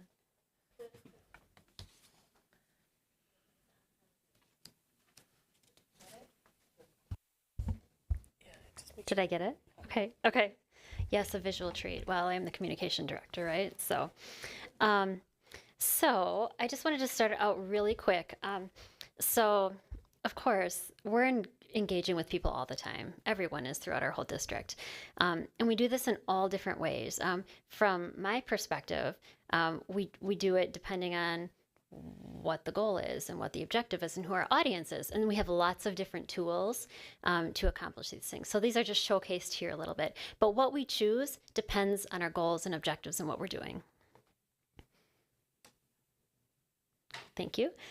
So what I'm going to do is just highlight a few things that were really key points and areas of focus for me for this year. One, as you all know, is the website redesign. I spent quite a bit of time working to update the website. And some of the key highlights, one of our goal, there's all kinds of metrics and goals behind this, which you have access to previously.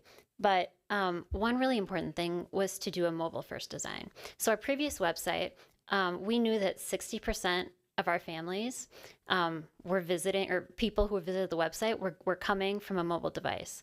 However, that it wasn't optimized for mobile. You could get to it from a mobile device, but it wasn't optimized. So it was really important that we chose a design that could accommodate that, because that's just growing. The other thing was accessibility.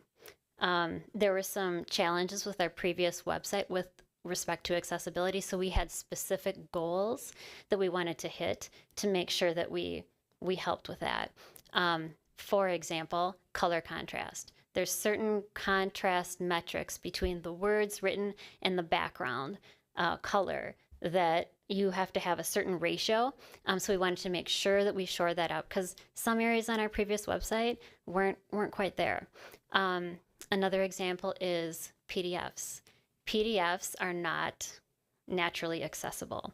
It's best if, when you're showing main content, that it's right on the website, because it's designed to be accessible with the right spacing and the right translation and all of that stuff. So we made significant improvements with that. We eliminated something like 1,300 PDFs from the previous website. And then the other thing that we really wanted to do is to really make it more efficient and reduce clicks. So in a sense, we kind of flattened out the website, if that makes sense. So if you visited our previous website, you'd go to a page, and then there'd be a menu down the left-hand side, and you could click on different things. Well, that's just more clicks. So we really worked to flatten it, which means that we consolidated that information in a more consistent and efficient way, so there's fewer clicks. And about 95% of our content now can be reached in less than 3 clicks. So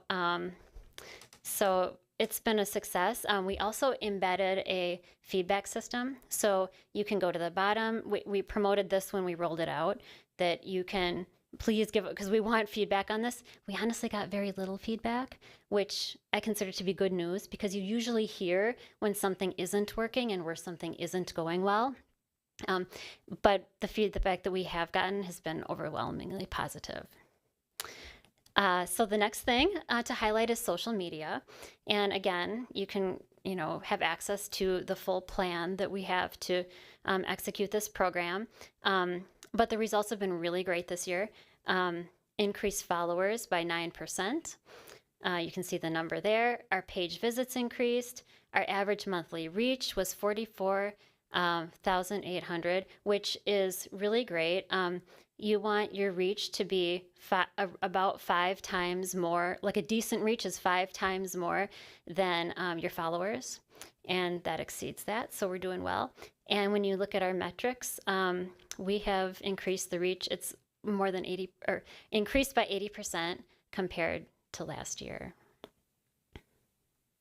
One other quick thing I'll mention is we've seen, and this is more anecdotal, but we have really seen an increase in alumni participating, which is really fascinating. They'll send things into our social media email to be profiled, and they'll go in the big orange chairs. There's a little picture there you can see. But I really love it when we get alumni highlights about the great things that they're doing and how the school district impacted them and set them up for success. The next thing to highlight is the podcast. I know that you're all familiar with the podcast. Last season, we produced 22 episodes. And we, again, also mindfully create the episodes based on the audiences we want to attract. So sometimes we're doing episodes with alumni. Sometimes we're doing them with, we love it when we do them with kids in classrooms when we have that chance, with staff, etc. And if you advance one slide, please, Leslie. This is just a quick, if you can read this, this is just a quick little breakdown at a point in time from preparing this presentation where it shows you our most highly watched episodes. And forever, it's still been the first episode, which makes sense because people are excited and it was kicked off with that about what's for lunch. And just recently, this is a great example of targeting. It bumped up to getting ready for kindergarten, which is one that we did the previous year. But during our introductory welcome emails to kindergarten families this year, it's still relevant. So we directed them to that, and that actually popped up for the first time. It beat the What's for Lunch. But you can see some of the hot topics. But our goal really is at least 50 downloads per episode, and as you can see by, again, our most popular ones certainly get well more, but there's only a couple that don't meet that goal. So of all the episodes we produce, we tend to get at least 100 downloads.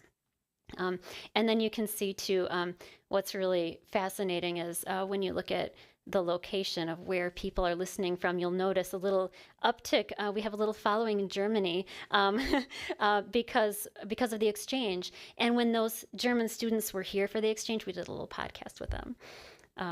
So great, lots more metrics that you can look at if you are interested.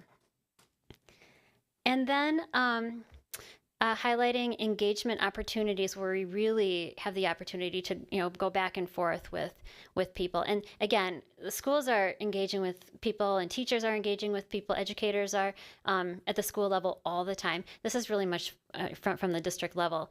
But again, some of the overall highlights you can read here are the task force session, SRO feedback, there were literacy engagement opportunities at Ready, Set, Go conferences last year, and at traditional conferences. We had the pupil non-discrimination engagement. The district art show is actually it really is a great opportunity for engagement. A lot of people come through and it's a great time to talk with folks. And then we've done the National Nights Out, which were really great. We did 3 of them, Oregon, Brooklyn, and Fitchburg, and that was a blast. It was just fun, but it was also a great time to connect with our community, and people do share feedback there. And then, of course, our school climate surveys is another form, another way that people can share feedback with us. So super quick overview of a few highlights from the year, and I'll entertain any questions.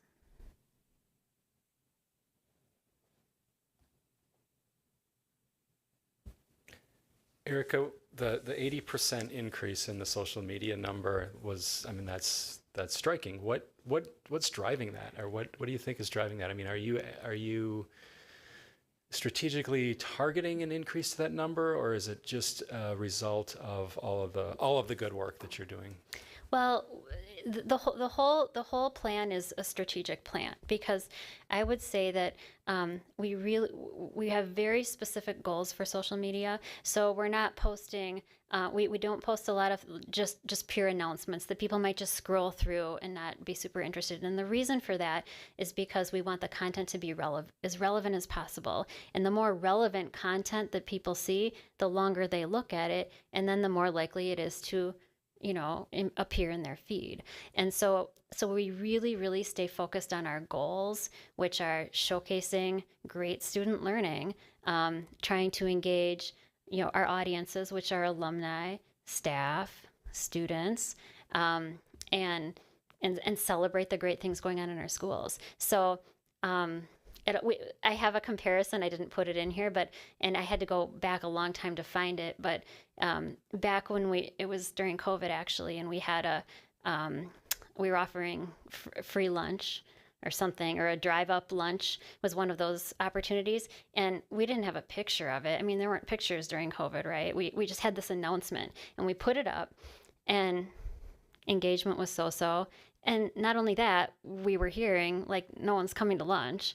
Like, okay. So we went out and we got a couple pictures of a car driving, one of the few cars that had driven up for lunch that day. And we posted that one, and that went crazy. So it's celebrating or showcasing what's going on in a visual way. So I think staying really close to our goals and not veering from that path is really important. That's what I would attribute most of it to, and we're just getting better at doing that. Any other questions for Eric? Go ahead, Caleb. I don't really have a question. Other than I just wanted to make a comment that it's really interesting to hear you talk about site design for the website, because, and I've had questions about the other presentations, and I have to say that everybody answers my questions in the course of their presentations. But I was thinking about this when you were talking about site design, and how important, like the things that you talked about were like making things like no more than 3 clicks in, getting rid of PDF files and all of those kinds of things.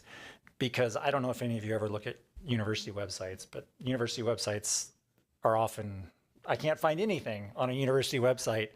And it's really interesting to hear you talk about it, and then go look at our website and see how usable it is compared to other sites that I have experience with, where if I don't bookmark something, I'll never find it again.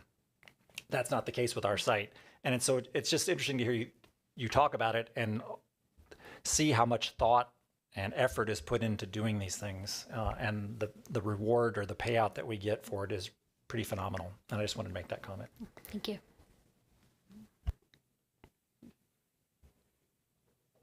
All right. Thank you, Eric. Thanks. So our final goal for tonight is on ensuring financial sustainability. And for that one, I'm going to hand it over to Mr. Weiland. Well, I don't have a lot of pictures, but I have numbers. Yes. No. So I'll be quick. I wished I had some pictures that would make it better. So a couple different sustainability goals that we have in place. One is every year we actually get kind of rated again by Moody's. If you recall, this is kind of a weird anomaly. Standards & Poor's is actually the last company that we engaged for our bonds to rate them, that they haven't come back and rated us. But Moody's, who we were with for years and years, actually continues to rate us. So they have continued to give us the same rating that we have gotten before. I will be upfront with you and just say that a lot of that has to do to get to that next rating. We just have to get bigger. And we are getting bigger, but we're just not quite there. So for instance, we are AA2.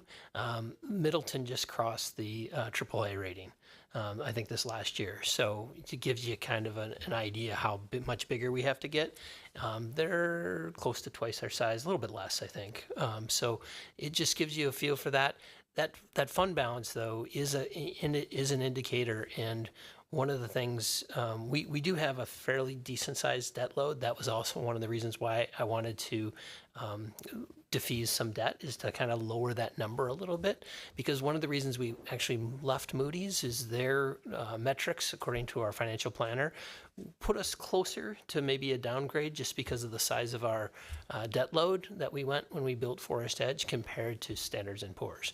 So that's why we moved over there. So to the degree that we can lower that debt load, that's a good thing, and maintain our fund balance. So that's kind of how that works.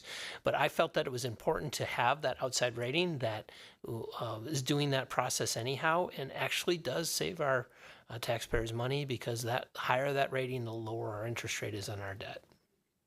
So, and obviously everybody has a motive to make sure that they do a great job with that so that they identify any weaknesses or strengths that we have. So, board adherence to policy 61104. Basically, Board of Policy 61104 is a little bit more specific, but related to fund balances, we just spent a good part of the evening talking about that. So I think you have a pretty good feel for that, and that is something that we would continue to prioritize. This last year, we worked through, I think, at least 2 meetings before our board meetings, looking at the prioritization rubric for the buildings and grounds, and that will bear some fruit as now that we've put a little bit more money into that area for our capital improvement fund, that can be utilized in that area as well. So we will be continuing to utilize that process. And then the last thing that we haven't really gotten very good start on, but is still something that's out there. Actually, there's one more thing after this, is the Smarter School Spending Framework. And that's from the Governmental Financial Officers Association, which is actually based out of Chicago. The reason I found that, you might have seen this as well when you were in the January convention. Fort Atkinson was using that, and they had some difficult situations that they had to go through, and they really relied on that framework to kind of make their decisions. So I want to find a little bit more about that. There's actually a conference in October that I'm anticipating going to kind of get some of that information so that we can move forward in exploring that a little bit more. And then the last thing that we showed you here was the school perception survey. And we've been pretty consistent, I would say, bumping up a little bit here and there, down a little bit there, on these 3 things that we connected to how people feel about the financial sustainability of the school districts, whether they have materials available. We bumped down a little bit, 3%. I think we identified that was more in the paraprofessional area than the teacher area. So not sure if we need to make a huge amount about that, but we can explore it a little bit more. And then I have the technology to do my job, bumped up and then last year and then down a little bit this year on that. And then the district pay practices affair, which, you know, we kind of share with Gina in that regard. So up a little bit last year, and then actually more than a little bit last year, up quite a bit last year, and then maybe down a little bit this year. Well, the bigger raise was obviously last year. So so that's where we are. Does anybody have any questions regarding that? Yes. I actually do have a question that wasn't answered by your presentation, and if I could get like the quick version. You've said this to me twice. I'm starting to get a complex. No, just because I'm trying to be conscious of our time here. Oh, okay, all right. And I don't want to like take up too much of other people's questioning time. All right. So I'm curious about the bond rating and how that works. And I know that's why I said I wanted the short version, because it's probably complicated. They're books, yes. Is it like your credit rating, where like the more you borrow and the more you pay back, the better you look? Is it based on like the size of your financial assets, your budget? It's based on all those things. I will tell you that the state that you're in actually has a significant portion. So the financial ratings bureaus will look at how schools are funded in different states, and that's a part of it. So there's some that we're in control. Our biggest thing that we're actually in control is probably, you know, what your budgets look like and what your fund balance is. But then it gets kind of bigger, is like, okay, how is the debt secured in your state? Like, can you default? Those types of things are something that are important. And then it gets into the size of your district. It gets into the amount of income that your residents make.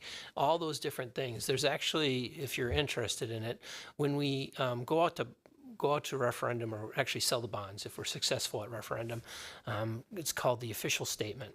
And basically there's a significant amount of facts and figures that are put into there that are that our financial advisor uses to actually sell the district, if you would. And then what has typically happened is we've either had the rating agencies come and visit us, and we've had a meeting with them in person, or more likely these days it's, you know, a Zoom meeting or something like that. And they'll have a bunch of questions, and then they'll interview us, and, you know, the idea is to put the best face forward and explain any questions that they have as they go through it. So been through that a number of different times. It's it's a little bit of an intimidating process, but you know, they're always fair with things. What I like about Moody's is they do give you these reports on an annual basis so that there's no surprises, and they kind of hint if there's something that they're worried about or that type of thing. And they actually give it to you ahead of time before it's public and say, hey, this is what we're thinking of putting out. Anything you are worried about or anything that you think we misstated or anything like that, please call us by this and such a date, and then we'll send it out after that. And that goes to all the bondholders so that, you know, the people that have our notes that we're paying, you know, feel comfortable that it's still a good investment. So that's the gist of it. But like I said, as you get bigger, then you become more credible, so to speak, in their eyes, and so less likely something bad's going to happen. Does that answer your question? Yeah, that was great. Thanks. You bet. Are there any other questions for Mr. Weiland? Next year, I'm bringing photos. All right, thank you. Yeah, exactly. Yeah, I'll hand out money. Maybe that's what. No.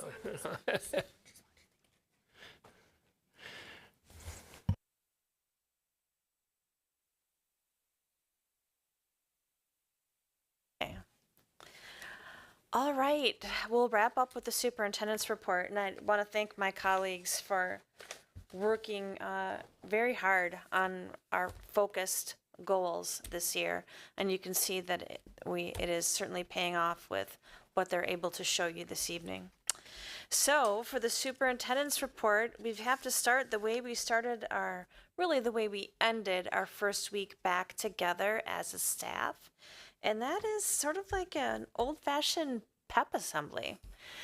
Everybody is in the gym, and everybody, meaning our 4K staff, our food service staff, all of our educators, everybody's together. And the high school pep band plays for us, helped out by several of their teachers, very kind of them. All of the band teachers in the district, I think, were participating this year. And it's a fun and jazzy way to begin our 1 hour together. You see also that our board president, Krista Flanagan, presented. And then on the bottom, you see our student speakers. So we had 5 speakers this year, and we also had a musical performance to sort of tease our musical that's coming in February, which is Little Mermaid. So we had 2 of our students singing a number from Little Mermaid, which was really fun, and their voices would absolutely give you goosebumps, as would the speeches of the students, because they speak about things that happened throughout their school career that made a difference for them. And the thing that I always find very remarkable, because the prompts have been similar for a couple of years now, and that is that they talk about very small things, interactions between themselves and one of their teachers that the teacher might not even remember because it was just a tiny part of that day, but it was usually a kindness that the child remembered. Sometimes one of them even spoke of kindergarten. So that gives you an idea about how they think back or reflect on their experience. It's a lot of fun. And you can see more of our staff. They also really get into their t-shirts. So the schools all have t-shirts, and they're asked to wear them the day of the pep assembly. So you can see the Better Together one that is the high school, and you see the green one that is Brooklyn. Forest Edge had a dark gray. RCI's down in the corner with our 3 teachers there. And then you had Netherwood, I believe, in the center. And Netherwood is the other green. In the center is Prairie View. So, and they're usually very fun t-shirts that mean a lot regarding sort of what they reflect, the school and their philosophy. Another really fun thing, and Erica spoke about this earlier, and that is really the social media strategy that we utilize. And this particular set that you see on the screen are really all features for our new staff. And it's really fun because it sends out to the community who all of the new people are and what they're teaching and where they're at with a picture that's personal to them. So if you read through the comments, there's a lot of our community members welcoming them to the school district, and that is just a really positive thing. And then you may or may not know about our really cool senior tradition. And this is the class of 2025, as you see on the top, gearing up for a great year. It's called Senior Sunrise, and it's the tradition that begins the final school year for our seniors. They gather on the athletic field to witness the sunrise together as the first thing they do as a class of seniors. And it's a very, very sweet tradition. And then we had first day photos, another social media strategy that was really fun. We had over 100 families put up their first day photos on the as a part of Erica's request to do so on our social media site. So you can see some of them, they're just a little flavor of what families shared. And they were really fun to scroll through. You can see some of the creative ideas that families have. I mean, look at the little guy in the middle with the giant t-shirt, and you wonder how many years before that t-shirt fits him. Probably not as many as you would think. And then this is a little celebration of fourth grade orchestra, because our fourth graders throughout the district are trying out orchestra instruments this week. So their options, of course, are violin, viola, cello, and bass. So the creating, the performing, the responding, and the connecting through music is really an incredible way for them to connect to the world around them. And I love seeing them on their beginning. Isn't that cute? Because who knows what they'll be doing by the time they're a senior, what instrument or they'll be playing, etc. And then just another reminder to tune into the podcast. This is the one that is about advice for freshmen. And Mr. Ashmore gives his advice. That's very helpful and important.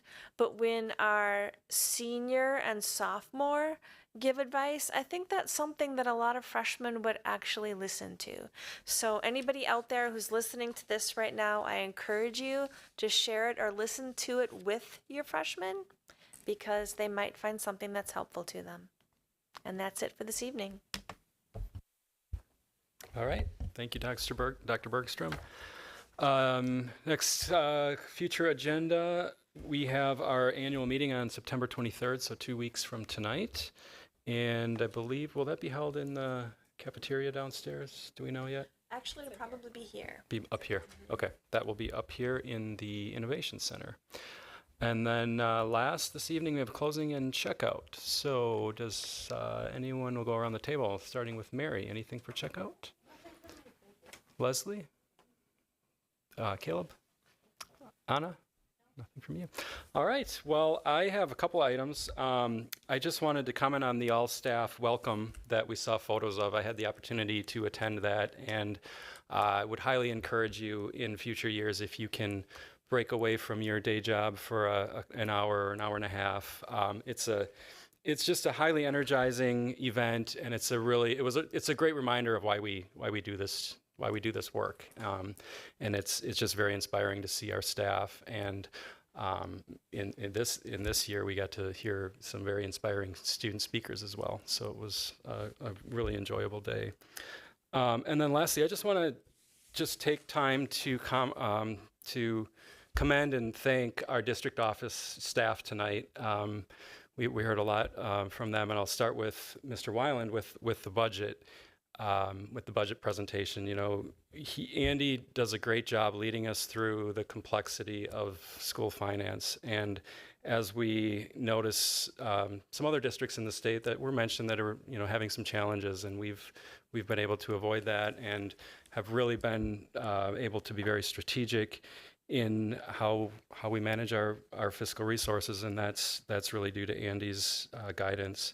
And I really appreciate, Andy, how you take the time to walk us through the complexities of it and are patient with us when we ask you questions. So I just really wanted to thank you for that. And then to all of the district office staff, Dr. Widensee, Dr. Anderson, Mr. Tanner, Ms. Jarstead, Kristen Buskager from summer school, Ms. Jonan, Erica, and Dr. Bergstrom, just thank you for all that you do. And of course, Katie as well. Thanks, Leslie. Katie's the one who keeps us on track.